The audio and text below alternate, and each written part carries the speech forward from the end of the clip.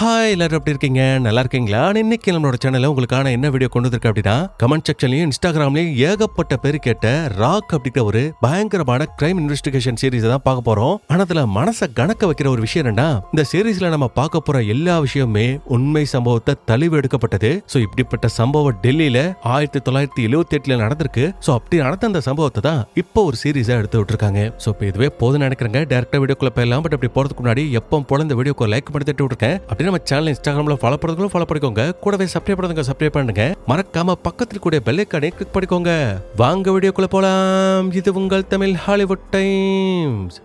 இப்ப அந்த சீரிஸோட ஸ்டார்டிங் சீன்லயே சுமன் அப்படிங்கிற ஒரு ஸ்கூல் படிக்கிற பொண்ணொருத்தி அவசரமா தன்னோட தம்பியை பாக்கிறதுக்காக போறா. போயிட்டு ஆல்ரெடி லேட் ஆயிடுச்சு, ஏன்டா இப்படி பண்ணிட்டு இருக்கிற சாகில், வாடா கடைசி பஸ் மிஸ் ஆயிட போதுன்னு சொல்லிட்டு பஸ் ஸ்டாண்டுக்கு வந்தா கரெக்டா அந்த கடைசி பஸ் கிராஸ் ஆகி போகும். அப்ப பார்த்தா அக்கா காண்டாகும் போது தம்பிக்காரன் தான் கவலைப்படாதக்கா, கரெக்டான டைமுக்கு போயிடலான்னு ஒவ்வொருத்தர்கிட்டயா லிப்ட் கட்டிட்டு இருப்பாங்க. ஒருத்தரும் நிறுத்துற மாதிரி தெரியாது. பட் திடீர்னு ஒரு கார் நிக்க அந்த கார்ல இப்ப லிப்ட் பிடிச்சி இவங்க 2 பேரும் வீட்டுக்கு வருவாங்க. ஆக்சுவலி இந்த இடத்துலயே இவங்க 2 பேரும் யாராவது கடத்திடுவாங்களோ நம்ம யோசிப்போம். பட் அப்படிலாம் எதுவும் நடக்காது. ஆனா இப்படி தெரியாத ஒருத்தர் உங்களோட வண்டியில ஏறினா அதோட பின்விளைவு எவ்வளவு மோசமா இருக்கும், எந்த அளவுக்கு கொடூரமா இருக்கும் அப்படிங்கறத இந்த சீரிஸ் போக போக நீங்களே தெரிஞ்சுப்பீங்க. இப்ப வீட்டுக்கு வந்ததுக்கு அப்புறம் அந்த அக்கா அவசரமா ரேடியோ ஸ்டேஷன் கிளம்பிட்டு இருப்பா. ஏன்னா அந்த பொண்ணுக்கு இந்த ரேடியோ ஸ்டேஷன்ல ஏதோ பாட்டு பாடுறதுக்கான வாய்ப்பு கிடைச்சிருக்கும் போல. அதுக்காக ரொம்ப கஷ்டப்பட்டு பிராக்டிஸ் எல்லாம் பண்ணிருப்பா. அதே நேரத்துக்கு அம்மா வந்துட்டு டைம் ஆச்சுடி, இன்னும் நீ கிளம்பலையா, நான் மட்டும் லேட் பண்ணா என்னோட பாட்டு பாடுற அந்த வாய்ப்பை தீபாவுக்கு கொடுத்துருவாங்க, நான் கிளம்புறோம், ஆனா என்னோட இயரிங்ஸ் தான் நான் மிஸ் பண்ணிட்டேன்னு சொல்லும்போது அவ்வளவுதானே இரு நானே உனக்கு தரேன்னு அம்மா ஒரு தங்கத்தோட எடுத்து பொண்ணுக்கு போட்டு விட்டு பத்திரமா ரேடியோ ஸ்டேஷன் போங்க, ப்ரோக்ராம் முடிஞ்சதுக்கு அப்புறம் அப்பா வந்து உங்களை பிக்கப் பண்ணிப்பாருன்னு சொல்லுவோம். இவங்களும் சரி ஓகேன்னு அக்காவும் தம்பியை சேர்ந்து இந்த ரேடியோ ஸ்டேஷனுக்கு போவாங்க. அதுக்கப்புறம் நைட் ஆகுது. தன்னோட பொண்ணு இந்த ரேடியோல பாட்டு போட போறா அப்படிங்கிற விஷயத்த ரொம்ப ஆர்வமா அந்த பொண்ணோட அம்மாவும் அப்பாவும் ரொம்ப ஆர்வமா உட்காந்து கேட்டுட்டு இருப்பாங்க. பட் அப்படி கேட்கும் போது தான் இவங்களோட பொண்ணு பாட வேண்டிய அந்த பாட்டை அவளோட ஃப்ரெண்ட் இந்த தீபான்னு சொல்லிட்டு ஒரு பொண்ணு சொல்லிருப்பா இல்லையா, அவ பாடிட்டு இருக்கா அப்படிங்கிற விஷயத்தை நோட் பண்றாங்க. அப்ப அப்பாவும் என்னமா நம்ம பொண்ணு பாட வேண்டிய பாட்டு இந்த தீபா பாடிட்டு இருக்கா, அது சுமன் அப்பவே சொன்னாங்க, நான் லேட்டா போனா என்னோட சான்ஸை தூக்கி தீபாவுக்கு கொடுத்துருவாங்கன்னு. ஒருவேளை லேட்டா போயிருப்பாளோ, அதனால தான் சான்ஸ் அவளுக்கு போயிருக்கும். சரி என்னன்னு தெரியல, நான் டைரக்டா ரேடியோ ஸ்டேஷன் போயிட்டு என்னன்னு விசாரிக்கிறேன், நீ அதுக்குள்ள அங்க பசங்களுக்கு சாப்பாடு சமைச்சு வைன்னு சொல்லிட்டு இவர் அந்த ரேடியோ ஸ்டேஷனுக்கு வருவாரு. வந்தா அந்த தீபா பொண்ணு வெளில வருவா. அவகிட்ட என்னமா என் பொண்ணு பாட வேண்டிய பாட்டை நீ பாடிட்டு இருக்க, சும்மா நீங்க வரலையான்னு கேட்டா, இல்ல அங்கிள் அவளுக்காக தான் நாங்க ரொம்ப நேரமா வெயிட் பண்ணிட்டே இருந்தோம், 7 மணி வரைக்கும் வெயிட் பண்ணோம், ஆனா அவ வரவே இல்ல, அதனால தான் அவளோட பாட்டை நான் பண்ணதா சொல்லிட்டு இந்த பொண்ணு அவளோட அப்பா கூட கிளம்பி அங்க இருந்து போயிடுவா. அதுக்கப்புறம் இந்த பொண்ணோட அப்பா சொல்லி இவரோட பேரு அசோக், இதுக்கு முன்னாடி ஆர்மியில வேலை பார்த்தவரு. சுப்பா அவர் தன்னோட மனைவிக்கு கால் பண்ணி இது மாதிரி ஸ்டேஷனுக்கு வந்தமா, பொண்ணை தேடி பார்த்தேன், பொண்ணுங்க வரலையா, அதனால நீ அவளோட மத்த ஃப்ரெண்ட்ஸோட வீட்டுக்கு கால் பண்ணி அவ ஏதோ அங்க வந்தாளா இல்ல வேற ஏதாவது இடத்த அவளை பார்த்தாங்கன்னு விசாரிக்க சொல்லும்போது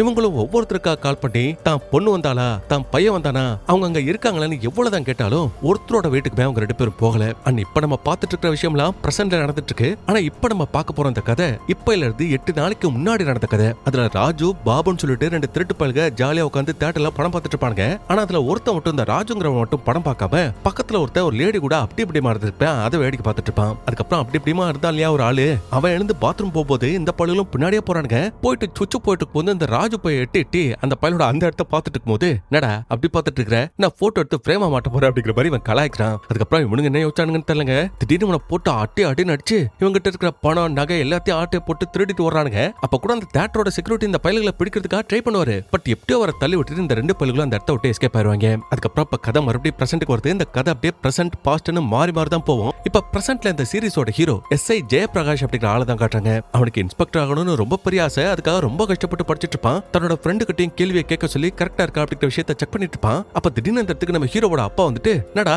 டைம் என்ன ஆகுது, நீயும் சாப்பிட வீட்டுக்கு வருவேன் வெயிட் பண்ணி என் கண்ணு தான் பூத்தி போச்சு, இந்தா உனக்காக மட்டன் கிரேவி செஞ்சு கொண்டு வந்திருக்கேன், நல்லா முதல்ல சாப்பிடுறான்னு நம்ம ஹீரோக்கும் மத்தவங்களுக்கு ஒரு சாப்பாடு கொடுத்துட்டு இருப்பாரு. அப்ப அவனு ஏன்பா அப்படி பண்றீங்க, இங்க எனக்கு எக்ஸாம் வரப்போகுது, ஸ்டேஷன்லயே நிறைய வேலை இருந்துச்சு, அதனாலதான் சாப்பிட முடியல, நான் கடையில இங்க சாப்பிட்டுக்க மாட்டேனா, இதுக்காக நீங்க மெனக்கட்டு சமைச்சு கொண்டு வரணுமா அப்படிங்கிற மாதிரி அப்பா திட்டிட்டு இருக்கும் போதே திடீர்னு ஒரு போன் கால். வேற எதுவும் இல்ல, இந்த ஆர்மி மேனோட பொண்ணும் பையனும் காண போனாங்க இல்லையா, அந்த மிஸ்ஸிங் கேஸ் தான் இப்ப நம்ம ஹீரோக்கு ஒரு கம்ப்ளைண்டா வந்திருக்கும். அதனால உடனே ஸ்பாட்டுக்கு போயிட்டு இது மாதிரி உங்களோட பசங்க தொலைஞ்சு போய் எவ்வளவு நேரம் ஆகுதுன்னு கேட்டா, 4 மணி நேரத்துக்கு மேல ஆகுது சார், வீட்டுல இருந்து கரெக்டா 4:30 கிளம்புறாங்க, 7 மணிக்கு அந்த ப்ரோக்ராம் அட்டெண்ட் பண்ணிருக்கணும், ஆனா அவங்க அந்த ரேடியோ ஸ்டேஷனுக்கு போல திரும்பி வீட்டுக்கு வரல, அதான் எங்களுக்கு ரொம்ப பயமா இருக்கு, நாங்களும் தெரிஞ்சவங்க தெரியாதவங்க எல்லாத்துக்கிட்டையும் எங்களோட பசங்களை பத்தி விசாரிச்சு பார்த்துட்டோம், பட் ஒருத்தர் கிட்ட இருந்து பெருசா எந்த லீடும் கிடைக்கல அப்படிங்கிற மாதிரி அம்மா அப்பா வருத்தப்படுவாங்க. அப்ப ஹீரோவும் அந்த பசங்களோட போட்டோ வாங்கிட்டு இது மாதிரி வீட்டை துணி பணம் நகன்னு ஏதாவது காணா போயிருக்கான்னு கேட்கும்போது நம்ம டென்ஷன் ஆயிருவாங்க. சார் எங்களோட பிள்ளைய காணோம், நாங்க ஆதங்கத்துல இருக்கோம், நீங்க என்னடா இப்படி கேள்வி கேக்குறீங்க? மேடம் இதெல்லாம் எங்களோட ப்ரொசீஜர் சார், உங்களுக்கு தெரியும்ல, கொஞ்சம் எடுத்து சொல்லுங்க சார். அது மட்டும் இல்லாம எங்களை பொறுத்தவரை இப்போதைக்கு உங்களோட பையனையும் பொண்ணையும் யாராவது கடத்தி இருக்கிறதுக்கு தான் சான்ஸ் ஜாஸ்தி. சோ ஒருவேளை கடத்தின அந்த கும்பல் உங்களுக்கு கால் பண்ணாலோ பணம் ஏதாவது கேட்டாலோ அதை அரேஞ்ச் பண்ணி கொடுத்துக்கலாம், பசங்களையும் சேஃபா காப்பாத்திலாம், நீங்க எதுக்கும் பயப்படாதீங்கன்னு சொல்லிட்டு நம்ம ஹீரோ 2 ஸ்டெப் எடுத்து வச்சா திடீர்னு இங்க ஒரு போன் கால் வருது. அதை அட்டன் பண்ணி இந்த பசங்களோட அப்பா கேட்டதுமே உடனே கிளம்பி அவசர அவசரமா ஹாஸ்பிட்டல் போறாங்க. அங்க 2 பேரோட பிணம் இருக்கு. சோ அந்த பிணம் இவர் பொண்ணோட பையனோட பிணமா அப்படிங்கிற விஷயத்தை செக் பண்ணதுக்காக தான் வர சொல்லிருப்பாங்க. அப்ப அவரும் தங்கி பொறுமையா கிட்ட வந்துட்டு அந்த பெட்ஷீட் அப்படி தூக்கி பார்த்த மச்சான் அப்படியே வெளில வந்துட்டு இவங்க 2 பேரும் எங்களோட பசங்க கிடையாது சார் அப்படிங்கிற மாதிரி சொல்லிடுவாரு. அதுக்கப்புறம் இப்ப கதை மறுபடியும் பாஸ்டுக்கு போகுது, 8 நாளைக்கு முன்னாடி போகுது. அப்ப அந்த பாலிக 2 பேரும் தியேட்டர்ல அந்த ஆளுகிட்ட திருடிட்டு அப்படியே இவங்களோட வீட்டுக்கு வந்ததுக்கு அப்புறம் இவங்களுக்குள்ள ஒரு கான்வர்சேஷன் போயிட்டு இருக்கு. அதுல ராஜு சொல்றான், டே பாபு, அந்த செக்யூரிட்டி என்னோட மூஞ்ச நல்லா பாத்துட்டான்டா, அவன் மட்டும் போலீஸ் கிட்ட என்ன பத்தி போயிட்டு சொன்னா என்ன உரிச்சு தொங்க விட்டுருவானுங்க, ஜெயில போட்டுருவானுங்க அப்படின்னு ரொம்ப பயப்படுறான். ஆனா அதுக்கு இந்த ஃப்ரெண்டுக்காரன், என்னடா நீ இப்படி தொட நடிக்கையா இருக்குன்னு கேட்டா, எல்லாம் என் தலையெழுத்து, வயக்காட்ட எலி பிடிக்கிற வேலை இருக்குன்னு சொன்னா. அப்பவே இதை கேட்டு போயிருதுன்னு வச்சுக்கோயேன், இப்ப நான் கோடி சொன்னா இருப்பேன், என் தலைவிதி இப்ப அவன் கூட இருந்து மாரடிச்சிட்டு இருக்கேன் அப்படிங்கிற மாதிரி புலம்பும் போது, ஐயோ நீ அவ்வளவு ஒன்னும் கஷ்டப்பட்டு என் கூட இருக்கணும்னு அவசியம் கிடையாது,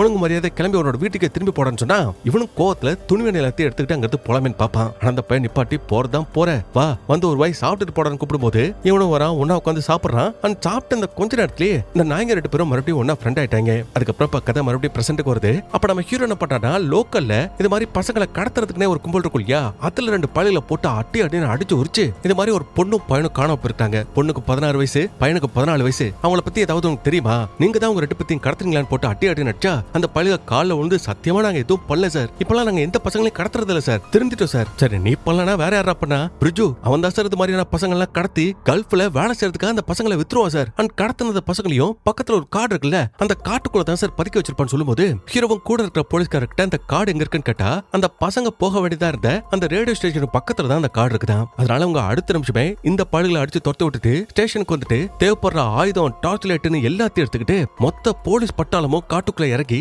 அந்த பொண்ணும் பையனும் எங்க இருக்காங்க அப்படிங்கிற விஷயத்தை தான் வேட்டை நாய் மாதிரி தேடிட்டு இருப்பாங்க. இப்ப இந்த நேரத்துல மறுபடியும் கதை ஒரு 7 நாளைக்கு முன்னாடி போகுது. அப்ப இந்த பாபுவும் ராஜுவும் சேர்ந்து என்ன பண்றாங்கன்னா, சும்மா ரோட்ல ஓரமா நின்னுட்டு இருந்த ஒரு காரோட கண்ணாடிய இந்த பாபு பைய உடைச்சு அந்த வண்டியை திருடிட்டு ஒரு பெரிய பங்களாவுக்கு முன்னாடி போயிட்டு வண்டியை நிப்பாட்டான். அப்ப ராஜுவும், டே மச்சான் என்னடாச்சு, இங்க எதுக்காடா வண்டியை நிப்பாட்டான்னு கேட்டா, அவன் ராஜு இந்த வீட்டோட தோட்டக்காரன் நம்மால் தான், இப்ப வீட்டுல யாரும் இல்ல, எல்லாரும் வெளியூர்ல கல்யாணத்துக்காக போயிருக்காங்க. சோ இந்த டைம் நம்ம யூஸ் பண்ணி வீட்டுக்குள்ள பூந்து கையில கிடைக்கிற எல்லா பொருளையும் ஆட்டையை போட்டு வெளில போயிட்டு வித்தோன்னு வச்சுக்கோயேன், சமத்தியா காசு பார்க்கலாம் வாடர் கூப்பிட்டு அந்த பைய பயப்படுறான். ஆக்சுவலி இதுக்கு முன்னாடி இது மாதிரியான திருட்டெல்லாம் இந்த ராஜு பைய பண்ணதே கிடையாது. அதனால டே ஏதாவது பிரச்சனை ஆயிட போதுரா, பிரச்சனையே நான் ஜெயிலுக்கு போயிட்டு களியெல்லாம் திங்க முடியாதா அப்படிங்கிற மாதிரி அவன் பயப்படுறான். ஆனா அவன் அந்த முன்னாடியே சொல்லிட்டேன்டா, ஒருத்தரும் வீட்டுல இல்ல, தைரியமா வா, எதனால பாத்துக்கலான்னு இவனை மண்டைய கழுவி அப்படியே இந்த வீட்டுக்குள்ள கூட்டிட்டு போறான். ஆனா அவங்க போன நேரம் வீட்டுல யாரும் இருக்க மாட்டாங்கன்னு பார்த்தா இல்லங்க, ஒரு வயசான தாத்தா இருப்பாரு. இப்ப அவரு கத்தி கூச்சல் போலாமேன்னு பாக்குறதுக்கு முன்னாடியே இந்த பாபு பைய அவரோட வாயை பொத்தி அடின்னு அடிச்சு ஒரு சேர்ல வாயை கட்டி உட்கார வச்சிருவான். அதுக்கப்புறம் இவங்க 2 பேரும் இவங்களுக்கு தேவைப்படுற எல்லா திங்ஸையும் எடுத்து போட்டுட்டு இருக்கும் போது சட்டனா வீட்டுல ஒரு சைலன்ஸ். அதனால ராஜு என்னடா திடீர்னு சத்தமே இல்லாம இருக்கேன்னு அப்படியே கொஞ்சம் கொஞ்சமா நடந்து போயிட்டு இருக்கும் போது திடீர்னு இந்த பெரியவர் கீழே விழுந்து இந்த பயலோட காலை பிடிச்சுப்பாரு. அப்ப இவனும் கண்ணா பண்ணு அந்த பெரியவரை எட்டி உதச்சிட்டு கையில கடிச்ச பொருளை எடுத்துட்டு அப்படியே கார்ல வந்து ஏறினா அங்க ஆல்ரெடி இந்த பாபு பைய உட்காந்துருப்பான். அப்ப வந்துட்டு, டேய் என்ன மச்சான் அப்படியே விட்டு அந்த கிழமை என் கால்லாம் பிடிச்சிட்டான் தெரியுமா, இந்த சிலை காஸ்ட்லியான சிலையா இருக்கும் போல, இதை எங்க வைக்கிட்டுன்னு கேட்டா பின்னாடி வேடாங்கிறான். அப்ப இவனும் வைக்கலான்னு பார்த்தா அங்க பேக் சீட்ல இந்த வீட்டு பெரியவரோட பேரன் வந்திருப்பான் போல, அவன் அந்த பாபு பைய கடத்திட்டு வந்து போட்டு வச்சிருக்கான். அப்ப அதை பார்த்த ராஜு, டேய் கிறுக்கு தரமா ஏதாவது பண்ணாத, இந்த பையன் எதுக்காடா வந்து கார்ல ஏத்துற, ஒழுங்கா அவனை கீழே இருக்க விடுறான்னு கேட்டா, டேய் இப்ப நம்ம போயிட்டு வீட்டுல திருண்டமே, இந்த பொருள் எல்லாம் கடையில போட்டு வித்தா எவ்வளவு காசு கிடைக்குன்னு நினைக்கிறேன், அதை வச்சு 2 நாள கூட நம்மளால ஓட்ட முடியாது. ஆனா இதுவே இந்த பையனை கடத்தி இவன் அப்பனுக்கு போன போட்டு லட்சக்கணக்கில் காசை கேட்டேன்னு வச்சுக்கோயேன், அவன் பயத்துல பணத்தை கொடுப்பான், அதை வச்சு ஈஸியா நம்ம வாழ்க்கையில செட்டில் ஆயிட்டு அடுத்த வேலையை பார்த்துட்டு போயிட்டே இருக்கலாம். என்ன சொல்றான்னு கேட்டா, ஆரம்பத்துல இந்த ராஜு பையன் இந்த விஷயத்துக்கு ஒத்துக்கவே மாட்டேக்கான். ஆனா பாபு கூட இருக்க ஃப்ரெண்டை எப்படியோ மிரட்டி மண்டைய கழுவி ஓகேன்னு ஒத்துக்க வச்சு அந்த பையனை கார்ல கடத்திட்டாங்கிறது கிளம்பிடுறாங்க. சோ சாதாரண திருட்டுல ஆரம்பிச்சது இப்ப கடத்தல் வரைக்கும் போயிடுச்சு பாருங்க. அதுக்கப்புறம் அப்படியே சீனை கட் பண்ணிட்டு இப்ப மறுபடியும் பிரசன்ட்க்கு வந்தா நம்ம ஹீரோவோட டீமும் காட்டுல காணாம போனது அந்த பொண்ணையும் பையனையும் தான் தேடிட்டு இருப்பாங்க. அப்ப ஒரு போலீஸ்கார ஓடி வந்து, சார் இது மாதிரி அந்த பொண்ணையும் பையனையும் கடைசியா கண்டோன் பண்ணிக்கிட்ட ரெட் கலர் ஸ்கூட்டர்ல ஒரு சர்தாஜி அந்த பசங்களுக்கு லிஃப்ட் கொடுத்ததா ஒரு ஐ விட்னஸ் சொல்லிருக்காங்க சார். அது மட்டும் இல்லாம அங்க தொடர்ந்து மழை பெஞ்சிட்டு இருக்கிறதுனால டாக் ஸ்குவாடாலேயே பெருசா எதையும் ஸ்பெண்ட் பண்ண முடியல, எதையும் கண்டுபிடிக்க முடியல. அதனால நம்ம இது பண்றதுனாலும் நாளைக்கு மழை நின்னதுக்கு அப்புறம் அங்க வந்து தேடிக்கலாம்னு சொல்லும்போது ஹீரோவோ சரி ஓகே, அந்த ரெட் கலர் ஸ்கூட்டர்ல சர்தாஜி போனதா சொன்னீங்கல்ல, அந்த ஆளை உடனே கண்டுபிடிக்கிறதுக்கான வழியை பாருங்கன்னு சொல்லிட்டு நம்ம ஹீரோ 2 ஸ்டெப் எடுத்து வைக்கும் போது இவனோட மனசுக்குள்ள ஏதோ ஒரு உறுத்தல். அப்படியே பின்னாடி திரும்பி பாக்குறேன், ஏதோ ஒண்ணு இவனை கூப்பிடுற மாதிரியும் ஏதோ ஒண்ணு இவனை ஈர்க்கிற மாதிரியும் உனக்குள்ள தோணுது. ஆனா அதை பெருசா எடுத்துக்காம அப்படியே நம்ம ஹீரோ அந்த இடத்த விட்டு விட்டு கிளம்ப இப்ப அடுத்த நாள் காலையில வெடிச்சதும் இதே காட்டுக்குள்ள ஆடு மேய்க்கிற ஒருத்தர் அந்த வழியா நடந்து வந்துட்டு இருப்பாரு. அப்படி வரும்போது தான் காண போன அந்த பொண்ணு பையனும் செத்து பிடமா இங்க கட்டி பிடிச்சிட்டு இறந்து போய் கிடக்குறாங்க அப்படிங்கிற விஷயத்தையே பாக்குறாரு. அப்படி ஷாக்கிங்கா பாக்குறதோட காமிச்சு இந்த ஃபர்ஸ்ட் எபிசோட முடிக்கிறாங்க. அடுத்து 2வது எபிசோட். இதுல நம்ம ஹீரோ விஷயம் தெரிஞ்சு உடனே இந்த ஸ்பாட்டுக்கு வரான். வந்ததுக்கு அப்புறம் இந்த பொண்ணோட உடம்புலயும் பையனோட உடம்புலயும் ஏற்பட்ட அந்த காயங்களை பார்க்கும்போது ஏகப்பட்ட வெட்டு காயம், திட்டத்தட்ட 17 இடங்கள்ல ஆழமான காயங்கள் ஏற்பட்டிருக்குது. சோ அதை எல்லாத்தையும் நோட் பண்ண சொல்லிட்டு சுத்தியில வேற ஏதாவது எவிடன்ஸ் கிடைக்குதான்னு மத்தவங்களை தேட சொல்லும்போது அப்பதான் நம்ம ஹீரோ ஒரு விஷயத்தை நினைச்சு ஃபீல் பண்றான். அதாவது நேத்து நைட்டு இவங்க அந்த காட்டுக்குள்ள தேடிட்டு இருக்கும்போது இங்க இந்த பொண்ணு பையனும் செத்து போய் கிடக்குற ஒரு 300 மீட்டர் டிஸ்டன்ஸுக்கு பக்கத்துல தான் அவங்க நின்றுப்பாங்க. ஆனா மழை அதிகமா பெய்ச்சதுனால நாளைக்கு தேடிக்கலாம்னு சொல்லிட்டு போயிருப்பாங்க. ஒரு வேளங்க வந்திருந்தா இவங்க 2 பேத்தையும் காப்பாத்திருக்கலாமே, இப்படி சாக விட்டுக்க மாட்டோமே அப்படிங்கிற மாதிரி ஃபீல் பண்ணிட்டு இருப்பான். அப்ப திடீர்னு இந்த இடத்துல உங்களுக்கு ஒரு சைடு மிரர் ஒன்று கிடைக்கும். அதை ஹீரோ கிட்ட கொடுத்துட்டு வந்துட்டு, சார் நேத்து நமக்கு கிடைச்ச இன்ஃபர்மேஷன் படி ஒரு சர்தார்ஜி அவரோட ஸ்கூட்டர்ல தான் அந்த 2 பசங்களையும் கூட்டிட்டு போறதா தானே சொன்னாங்க. ஆனா இப்போ நமக்கு கிடைச்சிருக்கிறது ஒரு காரோட சைடு மிரர். 2த்துக்கும் சிங்கே அவளே சார் கேட்டுட்டு இருக்கும் போதே சரி எவிடன்ஸ் எடுத்து வைங்க, இதனால அப்புறம் பாத்துக்கலாம்னு சொல்லிட்டு போதே கரெக்டா அங்க எஸ்பி வந்துருவாரு. அப்ப அவர்கிட்ட நடந்த விஷயம் எல்லாத்தையும் சொல்லும்போது அவர் இந்த கொலை எப்படி நடந்திருக்கும்னு கேட்டா தெரியல சார், ரெட் கலர் ஸ்கூட்டர்ல எவனோ ஒருத்தர் லிஃப்ட் கொடுத்திருக்கான், இந்த பசங்களை கூட்டிட்டு வந்திருக்கான். ஆனா அப்படி கூட்டிட்டு வந்த ஒருத்தனே இவங்க 2 பேத்தையும் கொல்றதுக்கு சான்ஸ் ரொம்ப கம்மி சார். கண்டிப்பா அதை ஒரு 2-3 பேர் சேர்ந்து தான் சார் பண்ணிருப்பாங்கன்னு சொல்லிட்டு இருக்கும்போது மொத்த மீடியாக்காரங்களும் குஞ்சிருவாங்க. அப்ப எஸ்பி அந்த இடத்துக்கு வந்துட்டு இதை பாருங்க, இப்பதான் 2 உடல்கள் கண்டுபிடிக்கப்பட்டிருக்கு, அது காணப்போட அந்த ஆர்மி மேனோட பசங்க தானா அப்படிங்கிற விஷயத்தை ஃபாரன்சிக் டிபார்ட்மெண்ட் இனிமே தான் கன்ஃபார்ம் பண்ணுவாங்க. சோ அதெல்லாம் நாங்க கண்டுபிடிச்சு முடிச்சதுக்கு அப்புறம் ரிப்போர்ட் கொடுக்குறோம், அது வரைக்கும் கொஞ்சம் பொறுமையா இருங்க அப்படிங்கிற மாதிரி இங்க எஸ்பி பேசிட்டு இருக்கும்போதே பாவம் அந்த பொண்ணோட அப்பா வருவாரு. அண்ட் வந்த மச்சன் இங்க பசங்களோட நிலைமையை பார்த்து அப்படியே கதறி அழுதுட்டு இருக்க.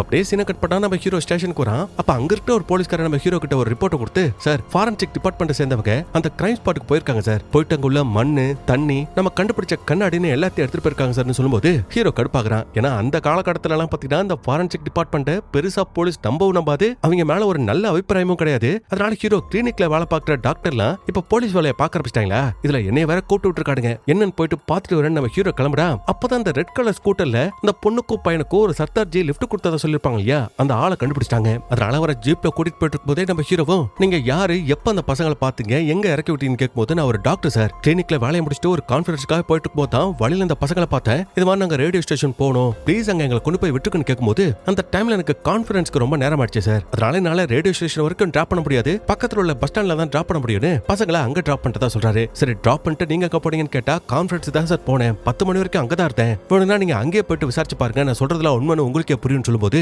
ஹீரோவும் சரி ஓகேன்னு அந்த பசங்களை இறக்கி விட்டு அந்த பஸ் ஸ்டாண்டுக்கு வர கூட்டிட்டு வருவான். வந்ததுக்கு அப்புறம் அந்த பசங்களை இறக்கி விட்டீங்க, அப்ப அவங்க ரொம்ப பதட்டமா இருந்தாங்களா இல்ல யாராவது அவங்கள ஃபாலோ பண்ணாங்களான்னு கேட்டா, அப்படிலாம் எதுவும் பண்ண மாதிரி தெரியல சார், ரொம்ப சந்தோஷமா இருந்தாங்க, அதனால நானும் பெருசா எதுவும் கண்டுக்காமங்கிறது கிளம்பிட்டேன் சார். ஒருவேளை அவங்களோட முகத்துல ஒரு சின்ன வாட்டை தெரிஞ்சிருந்தாலும் நான் கண்டிப்பா உங்களை அந்த ரேடியோ ஸ்டேஷன்ல தான் சார் டிராப் பண்ணிட்டு போயிருப்பேன்னு சொல்லிட்டு இவரோட ஸ்டேட்மெண்ட் கொடுத்துட்டாங்கிறது கிளம்பிடுவாரு. அதுக்கப்புறம் ஹீரோவும் கூட இருக்க போலீஸ்காரர்கிட்ட இங்கிருந்து இந்த ரோட் எத்தனை வழியில பிரியுதுன்னு கேட்கும்போது 3 வழியில பிரியுதான், அதனால அந்த 3 வழியிலுமே ஆளை போட்டு அந்த பசங்களை பத்தி ஏதாவது இன்ஃபர்மேஷன் கிடைக்குதான்னு அவங்கள தேட சொன்னதுக்கு அப்புறம் இப்ப இங்க பாவம் அந்த இறந்து போன பசங்களோட உடம்பு பத்தினா அந்த ஆர்மி மேனோட வீட்டுக்கு வருது. வந்ததுக்கு அப்புறம் அவங்களோட பணத்தை நடு வீட்டுல வச்சு அவங்களுக்கு செய்ய வேண்டிய அந்த சடங்குல செஞ்சுட்டு இருக்கும் போது அங்க அந்த பொண்ணோட அம்மா வருவாங்க. வந்துட்டு இந்த பொண்ணோட முகத்தையும் பையனோட முகத்தையும் பார்த்துட்டு, இவங்க 2 பேரும் என்னோட பொண்ணும் கிடையாது பையனும் கிடையாது, அவங்க இன்னும் சாகல, அவங்க உயிரோட தான் இருக்காங்க, அவங்களை எப்படியாவது போயிட்டு கண்டுபிடிச்சுவாங்கன்னு புருஷங்கிட்ட ரொம்ப பைத்தியகாரத்தனமா பேசிட்டு இருப்பாங்க. ஆக்சுவலி அவங்களோட புள்ள அப்படி இறந்து போன சோகத்துல இவ்வளவு ஃப்ரஸ்ட்ரேட் ஆகி பேசிட்டு இருக்காங்க போல. அதுக்கப்புறம் அந்த பொண்ணோட உடம்பையும் பையனோட உடம்பையும் இங்க இவங்க எரிச்சிட்டு இருக்கும்போது மறுபடியும் இப்ப கதை பாஸ்டுக்கு போகுது. அதாவது ஒரு 6 நாளைக்கு முன்னாடி நடந்த கதையை காட்டுறாங்க.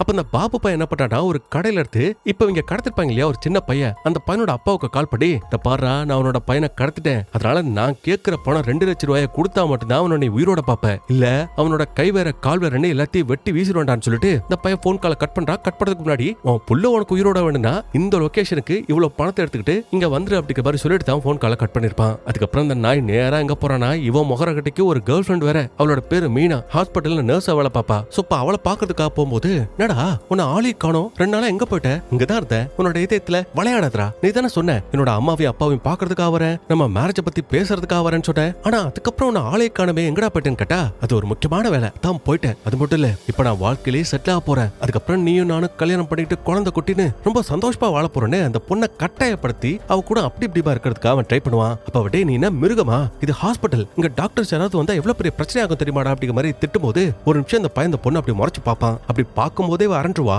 அதே மாதிரி அவங்ககிட்டயும் டேய் நீ திடீர்னு பெரிய ஆளா போறதா சொல்றியே, அப்படி பெரிய ஆளா வரதுக்கா நீ எந்த தப்பும் பண்ணலன்னு கேட்டா, இந்த பாரு நான் தப்பு பண்ற படல, அதை பத்தி நீ கவலையே படாத, உனக்கு தேவை பணம் தானே, அந்த பணத்தை என்ஜாய் பண்றதுக்கான வேலையை மட்டும் பாருட்டு அந்த பொண்ணுக்கு முத்தத்தை கொடுத்துட்டு அப்புறமா உன்னை பாக்குறேன்னு சொல்லிட்டு இந்த பையன் அங்கிருந்து கிளம்பிடுவான். அந்த கேப்ல இங்க இந்த பழைய கடத்துறாங்க இல்லையா அந்த குட்டி பையன், அவன் அங்க வீட்டுல இருந்து பாத்துக்கிறது யாருன்னா இந்த ராஜு பையன் தான். இப்ப அவன் எனக்கு அர்ஜென்ட்டா கக்கா வருதுன்னு சொல்லவும் அவனை கூட்டிட்டு இந்த பையன் வெளில வந்திருப்பான். அந்த வெளில வந்தவன் அந்த பையல கக்கா இருக்க சொல்லிட்டு இந்த பக்கம் திரும்பின கேப்ல அந்த பையன் திருச்சி இந்த இடத்த விட்டு ஓட ஆரம்பிச்சிருவான். சோ அதை பார்த்தோன்னே இவன் அந்த பையல பிடிக்கிறதுக்கா டே ஓடாதரான்னு இவன் பின்னாடி ஓடிட்டு இருக்கும் போது இன்னொரு பக்கம் இந்த குட்டி பையனோட அப்பங்கிட்ட பணத்தை வாங்குறதுக்காக நம்ம ஆளு பாபு ஒரு இடத்துல வெயிட் பண்ணிட்டு இருப்பான். அப்ப அப்பனும் இந்த இடத்துக்கு வரான், பணத்தை கொடுக்குறான். ஆனா பிரச்சனை என்னன்னா அந்த ஆள் வர்றதுக்கு முன்னாடியே போலீஸ் கிட்ட இன்ஃபார்ம் பண்ணிட்டு தான் வந்திருப்பான். அதனால போலீஸ்காரங்க அவனை வளைச்சு பிடிக்கிறதுக்காக பிளான போட்டுட்டு இருக்கானுங்க, பிடிக்க ட்ரை பண்ணுவானுங்க. ஆனா அந்த பையன் நேக்கா எல்லா போலீஸ்க்கும் தனியா காட்டிட்டு அவங்கள டைவர்ட் பண்ணிட்டு இவன் மட்டும் எஸ்கேப் ஆயங்கிறது ஓடி வந்துருவான்.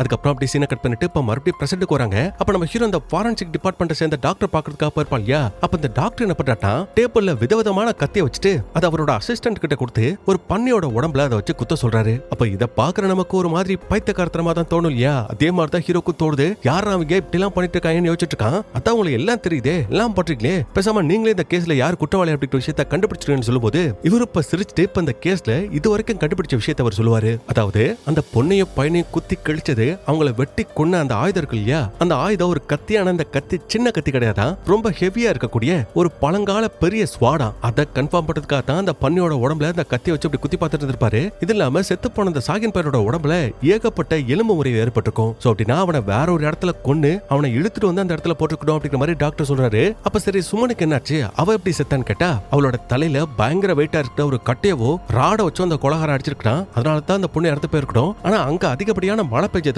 முக்கியமான நிறைய ஆதாரங்கள் அழிஞ்சு போயிடுச்சு. இதுல பாவந்த பொண்ணை வர கொடூரமா நாசப்படுத்திருக்கானுங்களா. சரி இதை தாண்டி வேற ஏதாவது கண்டுபிடிச்சிக்கலான்னு கேட்கும்போது, ஆமா நீங்க கண்டுபிடிச்சீங்க இல்லையா ஒரு கார் கண்ணாடி, அதை நாங்க பல டெஸ்ட்டுக்கு உட்படுத்தி பார்க்கும்போது அதுல கிரீன் கலர்ல அந்த காரோட பெயிண்ட் ஒட்டி இருக்கிற விஷயத்தை நாங்க கண்டுபிடிச்சதா சொல்றாரு. சோ அந்த விஷயத்தை கேட்டோடனே நம்ம ஹீரோ உடனே போலீஸ் ஸ்டேஷன் கால் பண்ணி இது மாதிரி நம்ம தேடிட்டு இருக்க அந்த கார் கிரீன் கலர் கார், அதனாலதான் மத்த ஸ்டேஷனுக்கு இன்ஃபார்ம் பண்ணி உடனே இந்த காரை கண்டுபிடிக்கிறதுக்கான வழியை பாருங்கன்னு சொல்லிட்டு காலை கட் பண்ணிட்டு இங்க டாக்டர் கிட்ட நம்ம ஹீரோ சாரி சொல்றான். ஏன்னா இவனே நினைச்சிருந்தாலும் இவ்வளவு விஷயத்தெல்லாம் கண்டுபிடிச்சிருக்க முடியுமானா ரொம்ப கஷ்டம் தான். ஆனா ஃபாரன்சிக் டிபார்ட்மெண்ட் இப்ப போலீஸ்க்கு இவ்வளவு விஷயத்தை கண்டுபிடிச்சு கொடுத்து ஹெல்ப் பண்ணதுனால ஹீரோ ரொம்ப தேங்க்ஸ், எங்களோட டிபார்ட்மெண்ட்டுக்கு உங்களை வர வைக்கிறோம்னு சொல்லிட்டு நைட் நம்ம ஹீரோ எஸ்பியை பாக்குறதுக்காக வரான். வந்தாங்க ஆல்ரெடி நம்ம ஹீரோட அப்பா மட்டன் கறியை சமைச்சு அந்த ஆளு கொடுத்துட்டு இருப்பாரு. அப்ப பார்த்தோன்னே நம்ம ஹீரோக்கு சுருன்னு ஏறுது. ஏன்னா அவனோட அப்பா எதுக்கு அது மாதிரி கறி சமைச்சு கொடுப்பாருனா, ஹீரோவால எக்ஸாம்லாம் எழுதி ஈஸியெல்லாம் பாஸ் பண்ணிட முடியாது, இன்ஸ்பெக்டர் ஆக முடியாது. சோ யாரையாவது இப்படி காக்கா பிடிச்சி யாரோட ஹெல்ப்லயாவது தன்னோட பிள்ளைக்கு ஒரு புது கேஸ் கிடைக்கணும், இல்லாட்டி அவன் இன்ஸ்பெக்டர் ஆகணும் அப்படிங்கிறது அவரோட ஆசை. அதுக்கு அதான் அப்படி எல்லாம் பண்ணிட்டு இருப்பாரு. ஆனா அந்த விஷயம் ஹீரோக்கு சுத்தமா பிடிக்காது.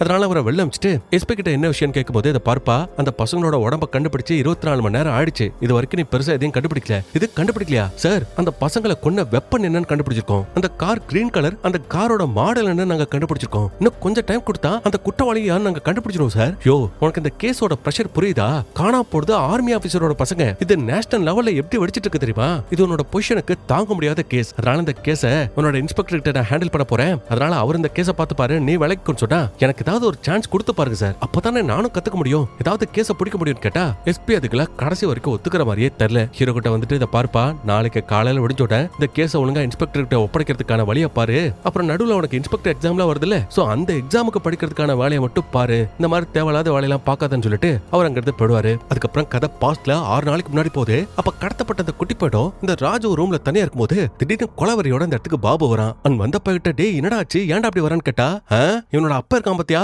அவனுக்கு அவன் மேல சுத்தமா பாசமே இல்ல, நம்ம மேல பயமும் இல்ல, காலி போலீஸ கூட்டு வந்துட்டாடா, கொஞ்சம் விட்டுருந்தா நான் புடிச்சிருப்பானுங்க, ஜெயில நேரத்துக்கு நீ நானும் கழுதாந்துட்டு இருக்கணும், அவனெல்லாம் அப்படியே சும்மா விட்டுறக்கூடாது, பயத்தை காட்டணும், அதுக்கு இந்த பயலோட கையவோ காலையோ நான் வெட்டி அவனுக்கு பார்சல் பண்ண போறேன்டானே இந்த குட்டி பையனை வெட்டத்துக்காக போகும்போது குறுக்கு அந்த ராஜு வந்து தடுக்கிறான். டேய் இத பாறா, ஃபர்ஸ்ட் திருடும் அதுவே பெரிய தப்பு, கடத்தணும் அது அதை விட பெரிய தப்பு, இப்படி இந்த பையன் மேல மட்டும் கைய வச்ச நான் என்ன செய்வேன்னு எனக்கே தெரியாது, ஒழுங்கு மரியாதையா மூடிட்டு போயிட்டு உட்கார்றான் திட்ட, அதை அவன் கேட்க மாட்டேங்கிறான், வார்த்தை விட்டுருவான். அதனால இவனுக்கு அவனுக்கு இடையில சண்டை போயிட்டு போது அந்த சண்டையோட முடிவுல திட்ட இந்த ராஜு பத்தினா பாபுவோட கழுத்து நெரிச்சு கொல்ற ரேஞ்சுக்கு போடுவான். அப்பதான் மச்சான் சாரிடா நான் மன்னிச்சிடறா, இதுக்கப்புறம் நீ சொல்ற மாதிரியே நான் கேக்குறேன்டா, அந்த சின்ன பையன் மேல கை வைக்க மாட்டேன்டா, ப்ளீஸ் என்ன விட்டுறேன் கெஞ்சவும் இவனு சரி ஓகேன்னு விட்டுருவான். ஆனா அப்படி விட்ட கேப்ல இந்த பையன் பயத்துல அழுதுகிட்டே இருப்பான் இல்லையா, அவனை பார்த்து கத்தாதரான்னு சொல்லுவான். அவன் கேட்க மாட்டான். அதனால பாவி பையன் கத்தி எடுத்து அவன் சின்ன பையன் கூட பார்க்காம அவனோட கழுத்து எடுத்து சம்பவ இடத்துல அவனை கொடுப்புறான். அதை பார்த்தோன்னா ராஜுவும் டேய் என்னடா அப்படி பண்ணிட்டேன்னு கேட்டா, மச்சான் தெரியலடா, இதோ ஒரு பத்திரத்துல பண்ணிட்டா, உனக்கு தான் தெரியும்ல நான் சின்ன வயசுல இருந்தே மண்ண கோளாறுன்னு,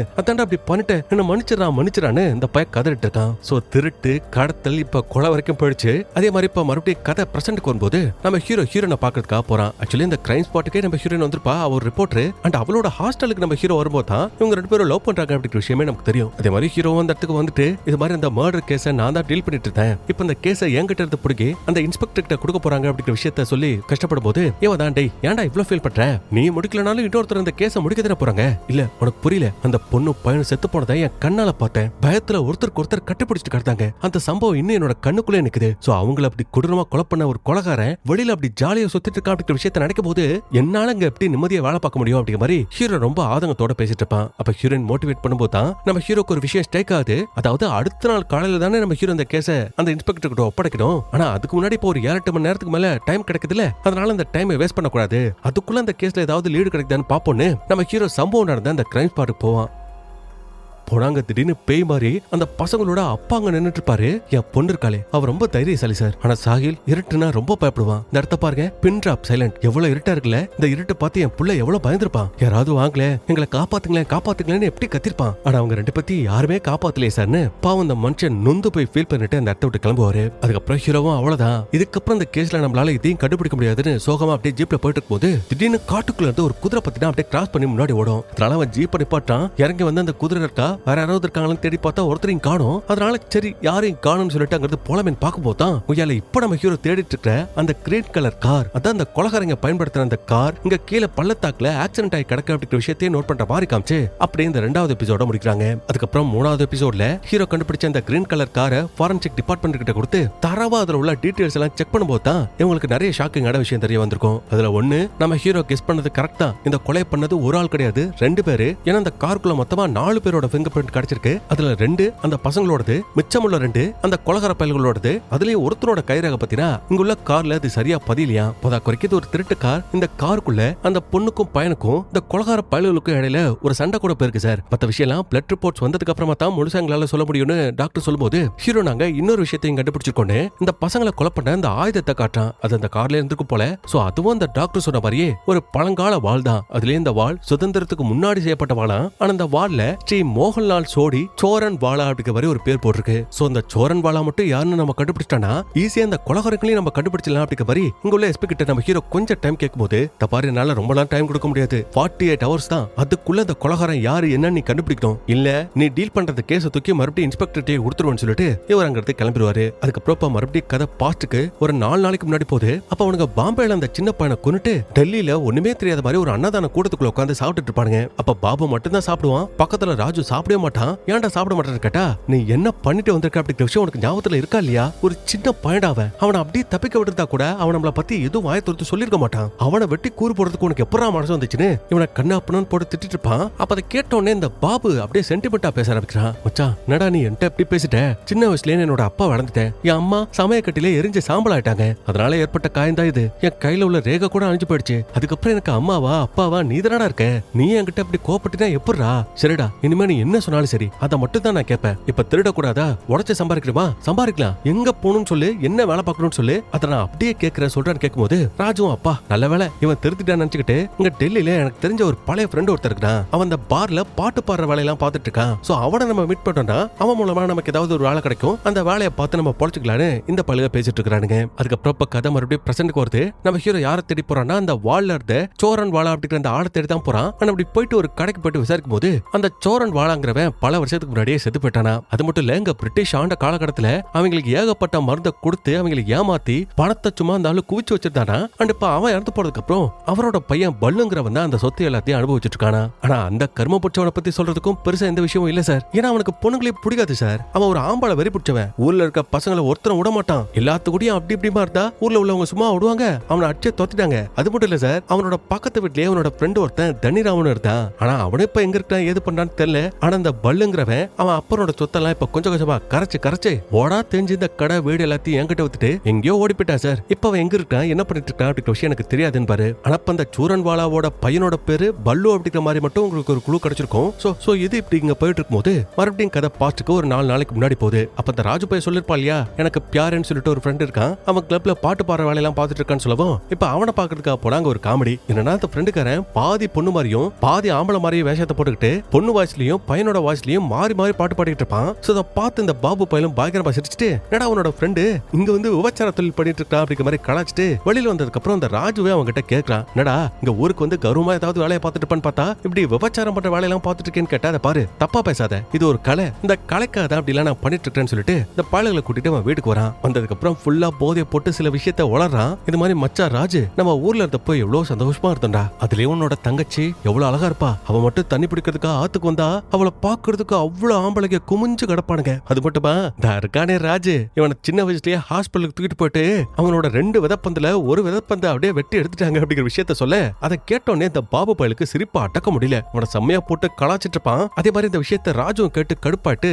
இந்த பியாராவோட கழுத்தை பிடிச்சு நெரிச்சா, சரிடா மச்சா சரிடா, உன்னை பத்தி இனிமே எதுவும் சொல்ல மாட்டேன், மன்னிச்சுக்க அப்படிங்கிற மாதிரி சாரி கேட்கறான். சரி அதுக்கப்புறம் என்னாச்சுன்னு கேட்டா, அதுக்கப்புறம் என்ன, நான் பாட்டு தான் வாழ்க்கைன்னு முடிவு பண்ணேன். இங்க இந்த ஊருக்கு வந்ததுக்கு அப்புறம் ஒரு பார்ல பாட்டு பாடிட்டு இருக்கும் போது நீ ஆம்பளை குரல்ல மட்டும் தான் பாடுற, பொம்பளை குரல்ல பாடுறியான்னு கேட்டாங்க. நானும் பாடினேன். அதுக்கப்புறம் பொம்பளை குரல்லையே பாடுறியே, அப்ப பொம்பளை மாதிரி வேஷத்தையும் போட்டுக்கோன்னு எனக்கு இது மாதிரி வேஷம் போட்டு விடுறாங்க. என்னை வச்சுதான் வியாபாரமும் பண்ணிட்டு இருக்காங்க அப்படிங்கிற மாதிரி எல்லா விஷயத்தையும் சொல்லுவான். அப்ப அவனுங்க மறுபடியும் இவனை ஏதோ ஒரு உபச்சார தொழில் பண்ற மாதிரி ட்ரீட் பண்ணும்போதே உனக்கு சமய கோவம் வந்துருது. அதனால இந்த உலகத்துல எவனும் கலைச்சனை மதிக்கிறதே இல்ல, என்கிட்ட பேசாதீங்கன்னு இந்த பையன் போகும்போது புலம்பிட்டு போவான். இது மாதிரி அப்பன் பல்லு அவன் மட்டும் ஒழுங்கா இருந்ததுதானா எனக்கு இப்படிப்பட்ட ஒரு நிலைமை வந்திருக்குமா. அந்த நாரப்பை செஞ்ச ஈன வேலைக்கு இப்ப நான் என்னோட வாழ்க்கையில கஷ்டப்பட்டு இருக்கேன் அப்படிங்கிற மாதிரி ரொம்ப புலம்புறான். இது மாதிரி என்னோட அப்பா எவ்வளவு பெரிய பணக்காரன் தெரியுமா அப்படிங்கிற மாதிரி சொல்லுவான். அப்ப கேட்ட இந்த பழுகளும், இது அப்பன் பணக்காரனா? ஆமா, பிரிட்டிஷ்காரங்கிட்ட என் அப்பன் தப்பான வேலையெல்லாம் பார்த்து சும்மா சொத்து பத்தெல்லாம் குவிச்சு வச்சிருக்கான் அப்படிங்கிற மாதிரி சொல்லிட்டு அந்த பையன் மட்டையாயிருவான். சோ அப்படி அதை கேட்டதுமே இந்த பாபுக்கும் ராஜுக்கும் புதுசா ஒரு ஐடியா வருது. அதுக்கப்புறம் அப்படியே சீனை கட் பண்ணிட்டு இப்ப மறுபடியும் பிரசன்ட்க்கு வந்தா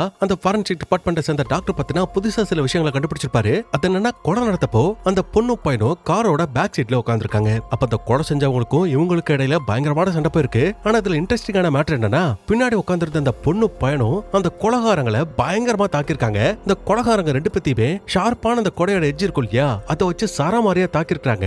ஏகப்பட்ட காயங்களை ஏற்படுத்திருக்காங்க. சோ அப்படின்னா நீங்க என்ன சொல்ல வரீங்க டாக்டர்? அதை கேட்ட ஹீரோவும் அப்படின்னா, அவ்வளவு பயங்கரமா அடிப்பட்ட அந்த கொலைகாரங்க 2 பேரும் கண்டிப்பா ட்ரீட்மெண்ட் எடுக்கிறதுக்கு பக்கத்துல ஏதாவது ஒரு ஹாஸ்பிட்டலுக்கு தான் போயிருக்கணும். அங்க போயிட்டு விசாரிச்சாலே அவங்கள பத்தி ஏதாவது இன்ஃபர்மேஷன் கிடைக்கும்னு உடனே நம்ம ஹீரோ கிளம்பி அந்த ஸ்பாட்டுக்கு போறான். அந்த நேரத்துல இங்க நம்ம ஹீரோயின் ஸ்டேஷன்ல ஹீரோ பாக்குறதுக்காக வந்திருப்பா. ஆனா வந்திருக்க மாட்டான். ஆனா அவனோட ஃப்ரெண்ட் ஒரு சிங் இங்க இருக்கிற விஷயத்தை நோட் பண்ணிட்டு இவன் அந்த போலீஸ்காரன் கூட சேர்ந்து இப்ப பைக்ல அவளோட ஹாஸ்டலுக்கு போயிட்டு இருக்கும் போது அப்பதான் அவன் சொல்றான், இது மாதிரி அந்த பசங்க தொலைஞ்சு போறதுல இருந்து ஸ்டேஷனுக்கு ஏகப்பட்ட கால்ஸ் வந்துட்டு இருக்கான். இது மாதிரி அந்த பசங்களை நாங்க பார்த்தோம், அவங்க அங்க இருந்தாங்க இங்க இருந்தாங்கன்னு கால்ஸ் வந்துகிட்டே இருக்கான். ஆனா அப்படி வர அந்த கால்ஸ்ல முக்காவாசி கால்ஸ் பத்தினா ஃபேக் கால்ஸ் தானா. இதுலயும் ஒருத்தெல்லாம் பைத்தியம் முடிச்ச மாதிரி ஒரே நம்பர்ல இருந்து 4 டைம் கால் பண்ணிருக்கா அப்படிங்கிற விஷயத்த சொல்ல, அதை கேட்ட ஹீரோனோ 4 டைமா, அது யாரு எங்க இருந்து கால் பண்ணாங்கன்னு இந்த போலீஸ்காரங்கிட்ட விசாரிச்சுட்டு இருக்கும்போது இன்னொரு பக்கம் நம்ம ஹீரோ அந்த கொலகார பயலுக 2 பேரும் அந்த ஹாஸ்பிட்டலையும் அவங்களுக்கு ட்ரீட்மெண்ட் கொடுத்த டாக்டரையும் கண்டுபிடிச்சிருவான். கண்டுபிடிச்சிட்டு அந்த பயலுக யாரு, அவனுங்க எப்படி இருந்தானுங்க, எந்த நிலைமையில இங்க வந்தானுங்கன்னு கேட்கும்போது, சார் இந்த மாதிரி வந்தானுங்க சார், ஏன் என்னாச்சுன்னு கேட்டப்போ ஒருத்தர் சண்டைன்னா இன்னொருத்தன் கார் ஆக்சிடென்ட்னா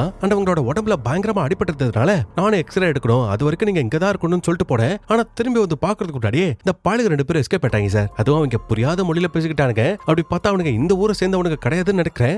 அப்புறம் இன்னொன்னு சார், அந்த 2 பயலுகள்ல ஒருத்தனோட கையில ஒரு தீ காயம் இருந்துச்சு அப்படிங்கிற விஷயத்த சொல்லுவாரு. சோ அதை கேட்டதுக்கு அப்புறம் இது ஒரு ஆக்சிடென்ட் கேஸ் இல்லையா, சோ அதனால கவர்மெண்ட் ஹாஸ்பிட்டலா இருக்கிறதுனால உடனே அவங்க ஸ்டேஷனுக்கு இன்ஃபார்ம் பண்ணிட்டாங்க. இங்க ஒரு கான்ஸ்டபிள் வந்துட்டு அந்த பயல்கள்ட்ட விசாரிக்கும் போது இவர் அந்த பசங்களை ரொம்ப லெத்தாச்சிக்கா டீல் பண்ணி அவங்கள்ட்ட ஒரு ரிப்போர்ட் கூட வாங்காம ஜஸ்ட் அவங்கள ஈஸியா தப்பிக்க விட்டுருப்பான். அதனால ஏன் அப்படி பண்ண ஹீரோ காச்சு போச்சுன்னு திட்டும் போது, சாரி சார் அவங்க ஏதோ கால வந்துட்டு இருந்தாங்களா, தெரியாம வண்டி தட்டிடுச்சான், ரொம்ப கஷ்டப்படுறோம், இது மாதிரி கோர்ட்டு கேஸ் எங்களால அடைய முடியாது, ரெண்டு பேரும் ஃப்ரெண்ட்ஸ், சோ எங்களை ப்ளீஸ் விட்டுக்கன்னு கெஞ்சிட்டாங்க. அதனால தான் நான் பெருசா அவங்களை எதுவும் கண்டுக்கல சார், போனா போகட்டும்னு விட்டுட்டேன் சார்னு சொல்றான். சரி அவங்கள பத்தி உனக்கு வேற எதுவுமே தெரியாதுன்னு கேட்டா, இல்ல சார் நான் டியூட்டில எல்லாம் கரெக்டா தான் இருந்தேன், அவங்களோட பேர்லாம் நோட் பண்ணிருக்கேன். ஒருத்தனோட பேரு பியாரே குமார், இன்னொருத்தனோட பேரு மோகன் குமார்னு சொல்லிட்டு அந்த பாலிகளோட பேரை சொல்றான். அந்த பாலிகளோட பேரையும் அவங்களோட அட்ரஸையும் நான் நோட் பண்ணிருக்கேன் சார்னு அந்த பேப்பரை காட்டிட்டு இருப்பான். அப்ப கூட இருக்க போலீஸ்காரங்கிட்ட ஹீரோவும் உடனே அந்த பாலிக பார்க்க எப்படி இருப்பாங்க அப்படிங்கிற விஷயத்த இவர் மூலமா ஒரு ஸ்கெட்ச் பண்ணி வாங்கிக்கோங்க, அதே மாதிரி இந்த அட்ரஸ்க்கு உடனே ரைட் போகணும், அதுக்கும் ஏற்பாடு பண்ணுங்கன்னு சொல்லிட்டு அப்படியே நம்ம ஹீரோ நடந்து போயிட்டு இருக்கும்போது இந்த கான்ஸ்டபிள் ரொம்ப கெஞ்சுறாரு. இது மாதிரி சார் தெரியாம பண்ணிட்டேன் சார், ப்ளீஸ் சார் மன்னிச்சுக்கோங்க சார், அன்னைக்கு ஹாஸ்பிட்டலையும் நிறைய வேலை இருந்துச்சு சார், அன்னைக்கு கூட நீங்க ஒரு மார்ச்சுரி வேலையா வந்திருந்தீங்கன்னு சொல்லும்போது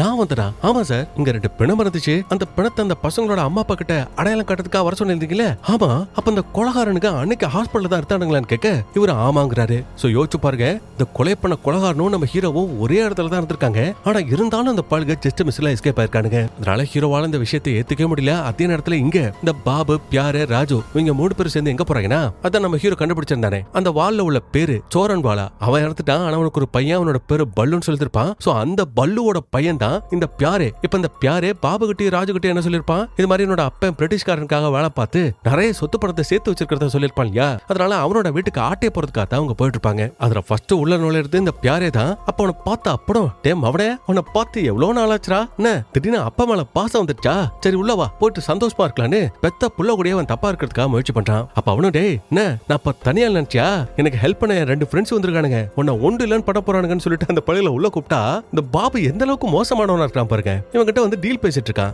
பாரா உனக்கு இப்ப என்ன செய்யறதுக்கு ஒரு பையன் வேணும் தானே, தான் இருக்கான் பாரு பியாரே உன்னோட பையன், அவனை வச்சுக்கோ, அவனை என்ன வேணா செஞ்சுக்கோ, ஆனா அதுக்கு பதிலா எங்களுக்கு ஒரு 1000 ரூபாய் காசை மட்டும் குறா அப்படின்னு பிச்சைக்கார பையன் அவங்ககிட்ட காசை கேட்டுட்டு இருக்கான். அப்ப அவன் அதை விட காம கொடுனா இருக்காங்க.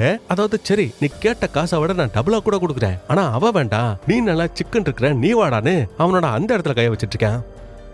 இதனால இவனுக்கும் இப்ப அவனுக்கும் பயங்கரமா சண்டை நடந்துட்டு இருக்கு. ஆனா இந்த சண்டையில இந்த பல்லுப்பாயில போட்டு அடி அடின்னு அடிச்சு அவனோட கை காலெல்லாம் கட்டிப்பட்டு இருக்கும்போது அதை பார்த்து அந்த பியாரே இருக்கான் பாத்தீங்களா, அவன் எஸ்கேப் ஆகி ஒரு பக்கம் ஓடி போயிருவான். அதுக்கப்புறம் இவனுங்களும் வீட்டுல கிடைக்கிற திங்ஸ் எல்லாத்தையும் எடுத்து பையில போட்டுட்டு இருக்கானுங்க. பெருசா காஸ்ட்லி எதுவும் மாட்டாது, ஆனா அப்படி மாட்டாதுன்னு நினைச்சிட்டு இருக்கும் போதுதான் இந்த நாடு சுதந்திரத்துக்கு முன்னாடி தயாரிக்கப்பட்ட ஒரு காஸ்ட்லியான கத்தி, அது அந்த பொண்ணையும் பையனையும் கொண்டு அந்த கத்தி இருக்கு இல்லையா, அது அங்க கேடயத்துல மாட்டி இருக்கிற விஷயத்த அவன் நோட் பண்றான். அந்த கத்தியை ஆட்டையும் போடுறான். அப்படி போட்டுட்டு கையில கிடைச்சதெல்லாம் சுருட்டிட்டு இந்த பாலுக 2 பேரும் வெளில வரும்போது தான் அங்க ஒரு பச்சை கலர் கார் நிக்கிறத பாக்குறானுங்க. அதை பார்த்த உடனே காரோட கண்ணாடியை உடைச்சிட்டு அப்படியே இந்த வண்டியை திருட்டிட்டு கிளம்ப, இப்படிதான் இந்த பள்ளிகளோட கையில இந்த வாளும் கிடைச்சிருக்கும், அந்த கிரீன் கலர் காரும் கிடைச்சிருக்கும் அப்படிங்கிற விஷயத்தை நம்ம காட்டாங்க. அது மட்டும் இல்ல இப்ப நம்ம பார்த்ததெல்லாம் 4 நாளைக்கு முன்னாடி பாட்டுல நடந்த விஷயம். இப்ப மறுபடியும் பிரசட்ல நம்ம ஹீரோ என்ன பண்ணா, ஹாஸ்பிட்டல்ல கொடுக்கப்பட்ட அந்த அட்ரஸ், ஆக்சுவலி அந்த அட்ரஸ் யாரோடதுன்னா நம்ம ஆள் பியாரே இருக்கான் பாத்தீங்களா அவனோட அட்ரஸ் தான். சோ அந்த அட்ரஸ்க்கு போயிட்டு ஏதாவது தடயம் கிடைக்குதான்னு எல்லா இடத்தையும் அலசி ஆராயும் போதுதான் அங்க அந்த கேடயத்துல பார்த்த 2 கத்தியில இன்னொரு கத்தி இங்க இருக்குது அப்படிங்கிற விஷயத்தை நோட் பண்றாங்க.